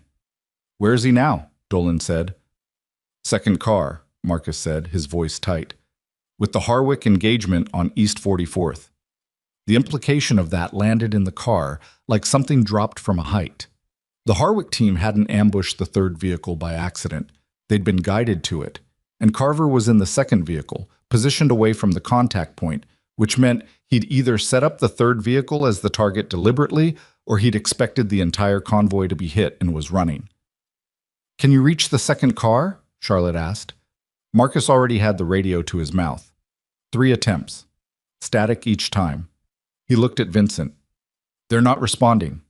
Vincent's hand on the door handle was steady. Everything else about him had the quality of compression, like pressure being held behind a surface. "East 44th, he said to the driver. "Now." The driver moved. Charlotte had a thought that she recognized as practical, even though part of her understood. It was also her mind giving itself something concrete to do, instead of feeling the fear that was present but unhelpful. The third vehicle had the man who was relaying positions. If Carver set them up, he'd have needed to communicate with Harwick in the last, she thought backward, 40 minutes since we left Whitmore Tower. "His phone," Marcus said immediately. He pulled his own device and worked with rapid, focused taps. "If he made any calls or sent any data from a device on our network." "He wouldn't use the network," Dolan said. "No, but he'd use a device in range of it." Marcus kept working. "Secondary handset, burner. If it pinged any of our relays in the last hour." "There." Marcus turned the phone so Vincent could see the screen. Charlotte leaned and looked. A device ID she didn't recognize. 4 transmissions in the last 50 minutes. The last one at 5:39. 3 minutes after they'd left Federal Plaza, 2 minutes before Dolan's radio had cut to static. Carver had been feeding their position in real time. East 44th, when they reached it, was not a war zone. It looked, to anyone passing, like a traffic incident. Two vehicles stopped at angles, one with its hazard lights running, a handful of people on the sidewalk maintaining the careful distance of bystanders who have identified a situation as something to watch from the outside. But Charlotte saw it differently. She saw the third vehicle's driver's window and what that window looked like, and she looked away and kept her breathing even. Two men from the third vehicle were on the street. One was upright, moving with a controlled limp. The other was sitting against the wheel well with his head back against the tire, pressing both hands to his left side. Marcus was out of the lead car before it fully stopped, running low, reaching the injured man in 10 seconds. The Harwick vehicles were gone. Vincent scanned the street with the systematic attention of someone taking inventory rather than reacting. Charlotte got out of the car against the instinct of her legs, which wanted to stay in the enclosed space, and came around the vehicle and looked. "Where's the second car?" she said to the man with the limp. He looked at her. He had a cut above his left eye that had bled down the side of his face and partially dried. "East on 44th, he said. "Pulled out 2 minutes before you got here, both of them, Harwick and your—" He stopped. He looked at Vincent, who had come up behind Charlotte. "Say it," Vincent said. "Both of them," the man said. "Your second car went east with the Harwick vehicles." Charlotte stood in the early morning light on East 44th Street and understood. Carver wasn't running. He was delivering. He'd been inside long enough and knew enough to be genuinely valuable to Brandon, not just as a leak but as a defector. Someone who could deliver Vincent Blackwood's current position, his network contacts, his vehicle identifications, and whatever else he'd been cataloging from the inside. The documents. The photographs Marcus had taken in the vault. They'd been on a device Marcus was carrying. Marcus was in the second car. She looked at Vincent. "Marcus." "I know," Vincent said. "The photographs. I know." His voice was even. She looked at his face and saw that the compression she'd noticed in the car had resolved into something past it, something colder and more functional, the expression of a man who has moved through the worst version of a situation and come out the other side into the part where there's only the work remaining. "The physical ledger went to Federal Plaza," she said. "We still have that. The photographs. We're back up," he said. "The physical document is what matters for the federal proceeding." "Then Carver taking the photographs doesn't stop the filing." "No." He looked at her. "It just tells Brandon where we are and what we have." She thought about that. The filing window, 4 hours from 5:34. That was 9:34 in the morning. It was now approximately 6:05. 3.5 hours. She thought about Brandon Whitmore waking up at 5:19 to a vault alert, learning the ledger was gone, learning that a federal handoff had occurred, and now, at 6:05, potentially learning from Carver exactly what documents had been handed over, which contacts had been used, and where Charlotte and Vincent currently were. She thought about what Brandon would do with 3.5 hours and that much information. "He's going to move against the intermediary," she said. Vincent was already on his phone. The call lasted 90 seconds. When it ended, he stood with the phone in his hand for a moment, and Charlotte watched him, and she knew from the particular quality of that pause what he'd been told before he told her. "The intermediary was approached at 5:55, he said. 2 men, outside the plaza. They identified themselves as federal, badge, credentials, the correct language. She didn't hand anything over. She made the call to verify, and the credentials were real, federal badges, legitimate IDs. Charlotte felt the cold go through her. They're inside the federal apparatus, Brandon's contacts. They can generate legitimate credentials. They can generate enough to slow things down, Vincent said. The intermediary is secure. She knew the verification protocol and used it. But the people who approached her have the document photographed, which means they know its contents, which means Brandon knows its contents, which means he knows which names are in the ledger. He looked at her. Those names are going to start making calls in the next 30 minutes. She thought, 30 minutes. The people named in the ledger, the federal assets, the intelligence-adjacent contacts, the handlers, activating their protective infrastructure to bury a proceeding before it reached the record. She thought, 30 minutes. The journalists, she said. Did Marcus send the fraud documents before the second car went east? Dolan said from behind her. He was on his own phone. I just confirmed. Two of the three recipients acknowledged receipt at 5:47, the third at 5:51. Charlotte closed her eyes for exactly 2 seconds, opened them. Then it's already out.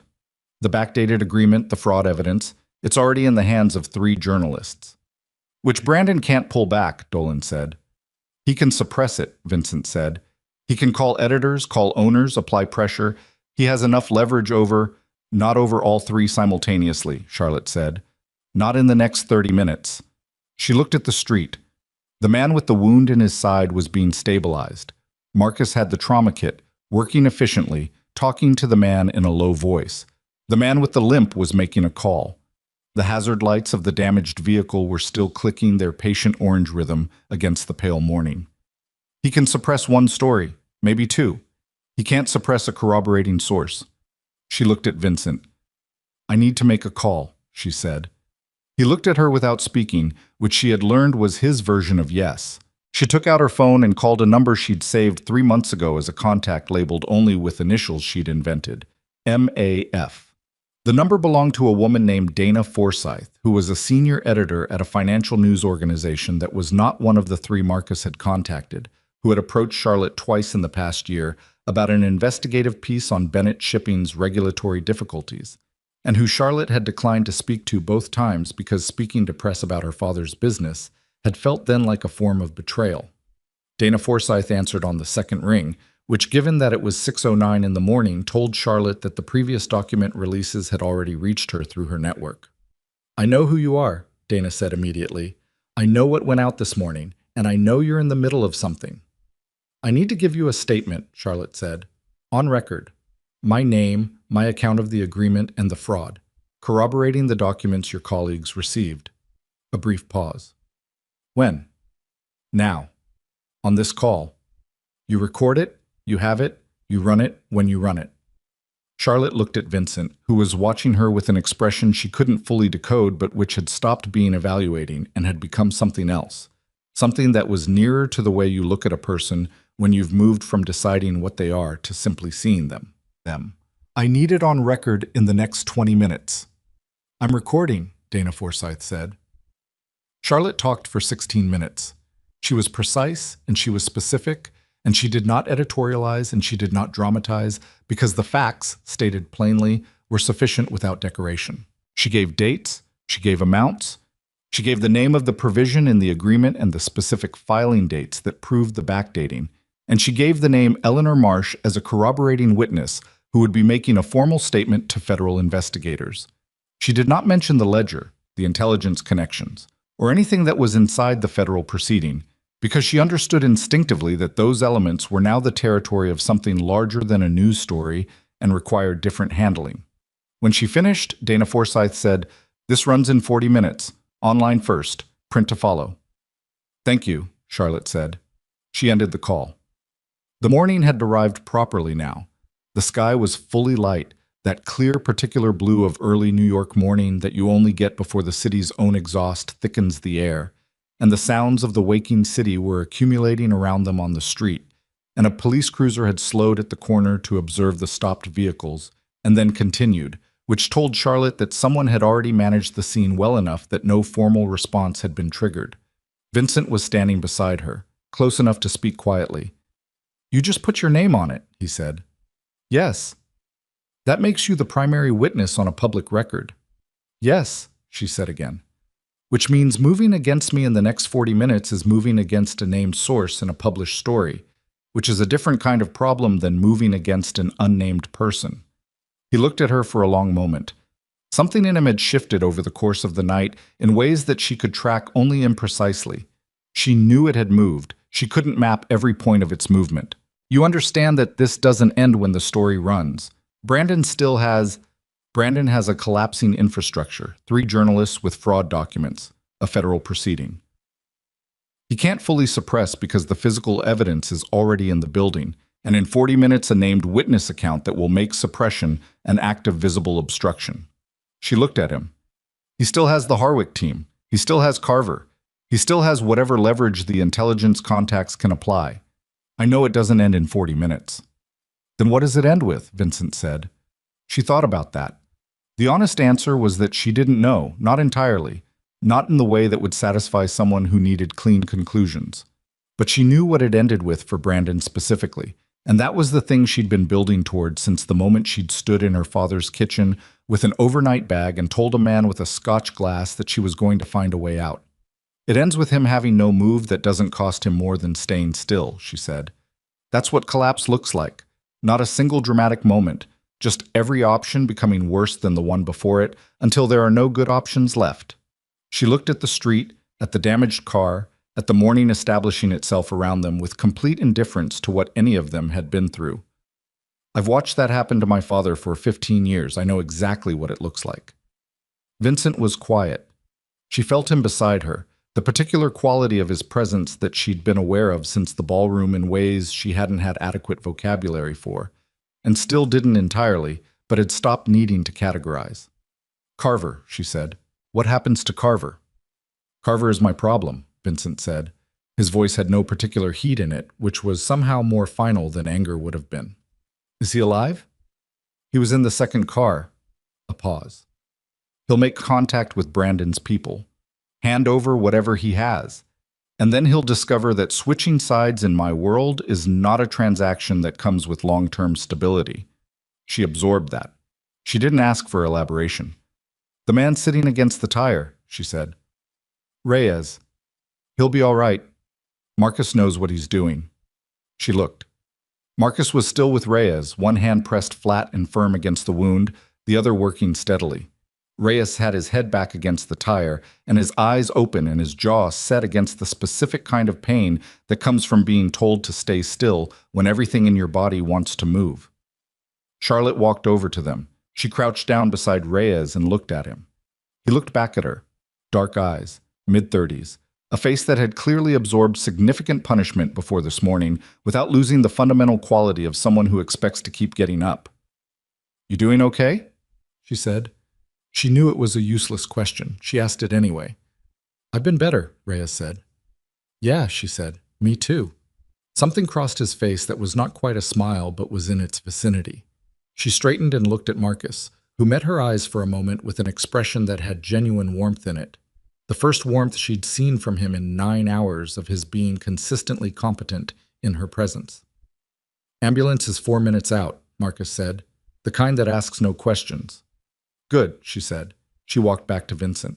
They stood together on the sidewalk while the city built its morning around them, and she thought about Eleanor Marsh in a cab heading to an address she trusted a stranger to have given her correctly. And she thought about Dana Forsyth in an office somewhere listening to a recording and making editorial decisions.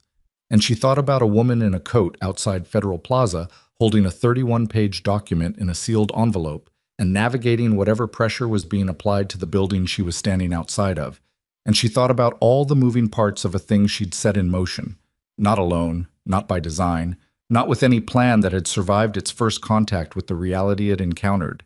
And she felt something that was in the general territory of scared, but had the texture of something adjacent to it, something that was frightened and also fully awake in a way she hadn't been in a very long time. Her phone went off. Brandon. She looked at it. She looked at Vincent, who looked at the screen and then at her and said nothing. She answered. Put it on speaker. Brandon's voice was different from any version she'd heard before. The smoothness was gone entirely, not replaced by anger, which would have been manageable, but by something tighter and more controlled and recognizably frightened, which on a man like Brandon was almost harder to hear than rage would have been. You need to stop, he said. What you're doing right now, you need to stop it. Stop which part? Charlotte said. All of it. A breath that was slightly too audible. You don't understand what you've gotten into. The people connected to what's in that file, you have no concept of what they're capable of. I have some concept, she said. They sent 2 men with federal credentials to approach a woman outside a plaza at 6 in the morning. That gives me a general sense of the range. Silence. She could hear him breathing, actually hear it, which told her the performance controls were failing. The journalists, he said. Whatever you sent them. Those documents are fraudulent. I'll have my legal team. The backdating is a matter of public record, Brandon.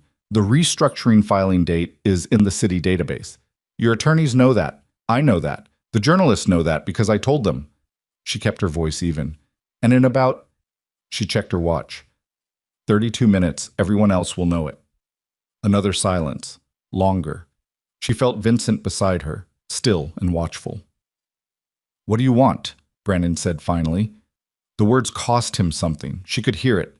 She thought about that question. She'd spent 3 months being consumed by its inverse, what she didn't want, what she was trying to escape, and had done very little thinking about its affirmative version. What did she want? She thought about the port licenses, the 3 legacy Bennett licenses that Brandon had built the marriage arrangement around acquiring, that her father had inadvertently put at the center of an agreement built on fraud. The Bennett port licenses remain with the Bennett estate, she said.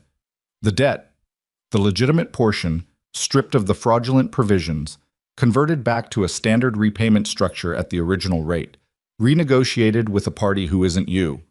She paused. The Harwick team stands down. Carver is released unharmed.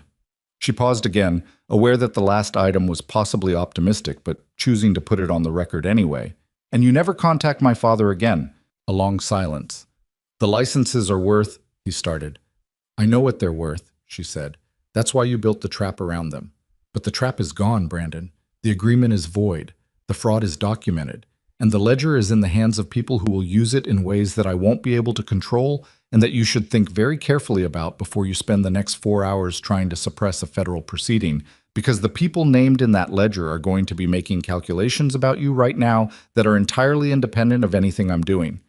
She let that sit for a moment. You have people who will throw you to the investigation to protect themselves. You know you do, because you would do the same. The silence this time had a different quality. The quality of someone doing arithmetic on themselves and not enjoying the result. I'll need to speak with my attorneys, Brandon said. You have 30 minutes before the story runs, Charlotte said. After that, the conversation changes shape. She looked at Vincent, who was watching her with that expression she still didn't have a complete name for. Call your attorneys, Brandon. Call them right now. She ended the call. She stood with the phone in her hand and felt her heart beating in her ears and said nothing. Vincent said, Carver. She looked at him. He's not going to be released, Vincent said. It was quiet and direct and not a negotiation. That wasn't your offer to make. She held his gaze. I know.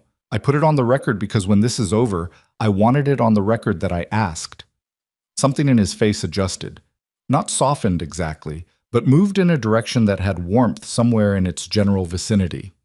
You're already thinking about the record. I'm always thinking about the record, she said. That's how I survived the last 3 months. He looked at her for a moment, and then he looked out at the street and the city and the morning completing its arrival with total indifference to all of it, and she stood beside him and let the silence be what it was. The ambulance arrived at 6:23, the kind that asked no questions. 2 men, efficient, who loaded Reyes without the particular bureaucratic attention that a standard emergency response required. Reyes looked at Charlotte as they moved him and gave her a nod that she returned. Marcus came and stood beside her while the ambulance doors closed. He looked exhausted in a way he'd been carefully concealing for most of the night and had stopped concealing now. The lines of it in his face, the particular heaviness around his eyes. He handed her a coffee from somewhere. She had no idea where he'd gotten it. She didn't ask. 43 pages, he said, looking at the ambulance as it pulled away. Yes, she said. 6 years of Eleanor Marsh's filing. He sipped his own coffee. You know what that took, don't you? 6 years in that building, with that man, putting documents in sleeves and dating them in the top right corner and telling yourself it was for protection. He shook his head slightly. That's not protection. That's the longest kind of courage. Charlotte thought about Eleanor Marsh in a cab across the city, about the 4 quiet minutes in the 4th-floor hallway when Eleanor had looked at her with the careful, assessing attention of someone deciding whether a stranger was worth the risk of a small piece of truth, about the personal cell number slipped inside a folder. She's going to be all right, Charlotte said. It wasn't entirely a question. She will be, Marcus said. The federal filing will name her as a cooperating witness, which isn't comfortable, but it's protected. He looked at Charlotte. You'll be named too. I know. That has a long tail, court proceedings, depositions, pressure from people who want the ledger's implications to stay private. He paused. Are you prepared for the long tail? She thought about it honestly, the way she'd been trying to do all night. Not optimistically, not catastrophically, just honestly. "No," she said. "Not entirely, but I'm more prepared than I was yesterday." Marcus looked at her with something that was uncomplicated and genuine. "That's the right answer," he said. The story ran at 6:41. Dana Forsyth's publication put it online with Charlotte's name in the second paragraph, and the document images embedded in the text, and a headline that was precise and unadorned in the way that the best financial journalism is, stating the thing without performing the thing. Charlotte read it on her phone standing on the sidewalk. Read it once, straight through, in the way you read something you were part of and need to confirm the shape of from the outside. It was accurate. It was sourced. It named the specific provision, the specific filing date, the specific discrepancy. It named Eleanor Marsh. It named Charlotte Bennett. It did not name Vincent Blackwood, which was not an accident. She had not named him in the statement, and she had her reasons for that, and they were not uncomplicated, but they were hers. She put the phone in her pocket. The next hour was logistics, the kind of dense, unglamorous work that follows any crisis once the acute phase resolves into its aftermath. Vincent made calls. Dolan coordinated the removal of the remaining vehicles. Marcus went to meet Eleanor Marsh at the address she'd been given. Charlotte sat in the back of the lead car with the door open and her feet on the pavement and drank the rest of the coffee Marcus had produced from nowhere, and felt, in her body, every hour of the night she'd just been through. Her left heel had a blister that had broken at some point and was now a low, steady reminder. Her eyes felt thick. Her shoulders had moved past aching into the specific numbness that comes when muscles have been tense for so long they've forgotten the alternative. She sat with all of that and didn't try to arrange it into something more manageable, just let it be what it was. At 7:23 her phone rang. Her father. She looked at it for a long moment. Let it ring 3 times. Answered. "I saw the story," Robert said. His voice was very quiet. No alcohol in it. This was his actual voice, the one she'd grown up with before the years of bad decisions had begun to soften its edges. She hadn't heard it in a while. "Yes," she said. "Charlotte?" He stopped. Started again. "I want to—" Another stop. She waited. She wasn't going to make it easier for him, and she wasn't going to make it harder. She was going to let him find the sentence himself. "I'm sorry," he said. It came out without the usual qualifications her father attached to apologies. The explanations and context and mitigating factors that he used to ensure that the apology didn't quite land, that it was delivered and also cushioned against impact. This one was plain. "I'm sorry. What I did was, it was wrong. It was wrong from the beginning, and I knew it, and I told myself things that let me pretend I didn't know it, and those things were lies." She sat with that for a moment. The morning sunlight was coming over the buildings to the east and hitting the car window, and she could feel the warmth of it on her left hand. "I know, Dad," she said. "The licenses? I handled the licenses." "How?" "I'll explain later." She meant it. She would explain later, when she had the energy and the distance that the conversation required. Not now. "Are you safe? Are you somewhere safe?" "I'm in the hotel." A pause. "Brandon's people left at, I don't know, sometime this morning. They just left." She thought about Brandon making that arithmetic on himself in the small hours and what the results of that arithmetic would have produced. Cutting losses, withdrawing perimeter assets, preparing for the part that came after the story ran. "Stay in the hotel today," she said. "Don't sign anything. Don't speak to anyone from Whitmore Industries or anyone representing them. If a lawyer contacts you, call me first." "Okay," Robert said, quietly. Like a man who has realized he has run out of the particular kind of wrong confidence that had been driving him for 15 years and is still working out what to do with the space where it used to be. "Dad," she paused, chose the words carefully because they needed to be accurate and not more than accurate. "This isn't fixed. Nothing about what you did is fixed by what happened last night, but we're past the part where it gets worse." She looked in at the morning, the light on the window. "That's what I've got for you right now." "It's enough," he said. His voice broke briefly in the way old men's voices break when they've held something for too long and finally put it down. "It's enough, Charlotte." She ended the call gently and sat with the phone in her lap and didn't do anything else for a moment, just breathed in and out, the specific steady work of being a person who has been through something and is still here. Vincent came back to the car at 7:41. He looked the way she felt, not broken, not even particularly diminished, but carrying the full weight of the night in his face. He sat beside her, door still open, both of them looking at the street. He said, "The Harwick team withdrew at 7:15. Contract terminated." She looked at him. "Brandon?" "Brandon," he confirmed. "He'll cooperate with the federal proceeding at the level that protects him from the worst of it and implicates the intelligence contacts enough to make them a liability rather than an asset. Standard calculation. He's been through enough of these to know the sequence." "He doesn't go to prison," she said. "Not for the worst of it," Vincent said. "Men like Brandon don't go to prison for the worst of it. They go to prison for the things that are easy to prove and serve 18 months and come out and rebuild." He paused. "But he loses the port operations. He loses the council relationships. He loses the infrastructure that made him what he was." He looked at the street. "In my world, losing the infrastructure is worse than the prison." She thought about that. She thought about what she'd said on the phone to Brandon, every option becoming worse than the one before it. She thought about the long tail Marcus had mentioned, the depositions, and the proceedings, and the pressure that would come from people whose names were in 31 pages of a document now in a federal building. "Carver," she said. "Handled," Vincent said. One word, final. She didn't ask what it meant. She'd meant what she'd said to Brandon. She'd put the ask on the record. She couldn't control what lived beyond the record. They sat for a few more minutes without speaking, and it wasn't uncomfortable. It was the specific quality of quiet that you reach with another person when you've been through enough together that silence doesn't require management. Then Vincent said, "What do you want to do?" She looked at him. The question was simple, and she understood from the way he asked it that it was genuine. Not strategic, not an opening to something else. Just the question, offered plainly, on a morning when she finally had the standing to answer it. She thought about the Bennett port licenses and what she'd told Brandon on the phone. She thought about the shipping company, gutted and undercapitalized and saddled with her father's years of bad decisions, but still holding 3 legacy licenses that were worth something real in the hands of someone who knew what to do with them. She thought about the years she'd spent managing other people's assets rather than building anything that was hers.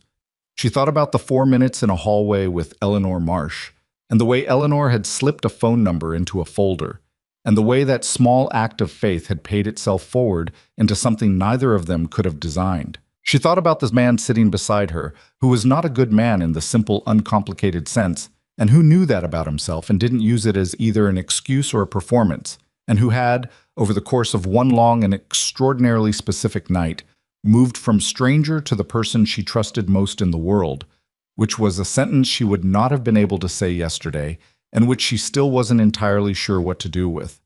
"I want a shower," she said, "and a meal, and then I want to think about the licenses." She paused. "In that order." Something that was genuinely, unguardedly a smile moved across Vincent Blackwood's face. Not large, not performed, just real. "I can arrange the first 2, he said. "I know," she said. She stood, stretched her shoulders, felt the pull of 12 hours of tension through the muscles along her spine. The city was fully awake around them now, moving at its normal daytime speed, oblivious and relentless and entirely itself. Charlotte Bennett, standing on a sidewalk in the morning in 2 large flat shoes and a thermal shirt that belonged to someone else's supply closet, with her father's debt partially resolved and her engagement destroyed and a federal proceeding in motion and a journalist's story already moving through the internet toward the phones and computers of people who would have opinions about what it meant. Charlotte Bennett looked at the city and felt something she would have had trouble articulating and so didn't try. She just felt it. That was enough. Vincent fell into step beside her and they walked to where Dolan was waiting with the remaining vehicle. And she got in without being escorted, and he got in without escorting her. And the car moved into the morning traffic and joined the ordinary stream of a city, going about its business on an ordinary morning that was not, for these 2 particular people, ordinary at all. 3 weeks later, federal prosecutors unsealed indictments naming 7 individuals connected to the Port Authority operation. Brandon Whitmore was not among the 7. He had cooperated early and completely, as Vincent had predicted, and received the particular leniency the legal system reserves for people who are most useful to it as witnesses rather than defendants. His corporate assets were frozen pending a separate civil proceeding. Whitmore Industries stock lost 41% of its value in 2 trading days and did not recover. Eleanor Marsh gave a 7-hour deposition and was placed under a formal protection arrangement. She sent Charlotte a text message the morning after the deposition. The text said, "It's done. How do you feel?" Charlotte wrote back, "Strange. You?" Eleanor wrote the same, but the good kind of strange. Charlotte read it twice and put her phone face down on the table and sat for a moment with the feeling that description produced in her, which was accurate and which she didn't have a better word for than Eleanor's. Robert Bennett did not drink for 11 days following the morning of the story, then had a difficult week, then resumed not drinking, unevenly and imperfectly, and with the kind of daily renegotiation that would be, she understood, the actual texture of whatever came next for him. She called him every 3 days. The calls were not comfortable. They were real, which was different, and different was better. The Bennett port licenses were transferred into a new corporate structure, a small, clean entity with proper capitalization and no debt, and 2 directors, Charlotte Bennett and a business partner she'd found through a channel she would not have had access to 3 months ago. The company's first operational contract was for port management services through a logistics network that Marcus had quietly introduced her to, and that introduction had not been accidental, and she knew it hadn't been accidental, and she didn't pretend otherwise. The city had no official record of what Vincent Blackwood's role had been in any of it. His name appeared nowhere in the federal filing, nowhere in the news coverage, nowhere in the documents Charlotte had released. This was deliberate, and she had made it deliberate, and he had not asked her to. He had not needed to. She understood the architecture of his world well enough by then to know what was useful and what was not, and his name in a federal document was not useful to anyone, least of all to what she'd decided she was building. What they were to each other did not have an easy label, which was fine. Labels were for people who needed a thing to stay still long enough to be named. What they had moved, it had been moving since a ballroom at the Meridian Hotel on a Tuesday night, and she didn't expect it to stop, which was not frightening anymore. It was just true. One evening in late November, Charlotte stood at the window of her own apartment. Her own, leased in her name, paid for with her own money, the first such apartment in 4 years, and looked at the city in the dark and thought about the version of herself who had stood in a ballroom 9 weeks ago with a glass of champagne. She wasn't drinking and scanned a room for an exit. She had found one. It had not led where she expected. Most exits don't. She heard the door. She'd given him a key 2 weeks ago, not ceremoniously, just handed it across a table in the way you hand someone a thing they've earned the right to carry, and didn't turn around.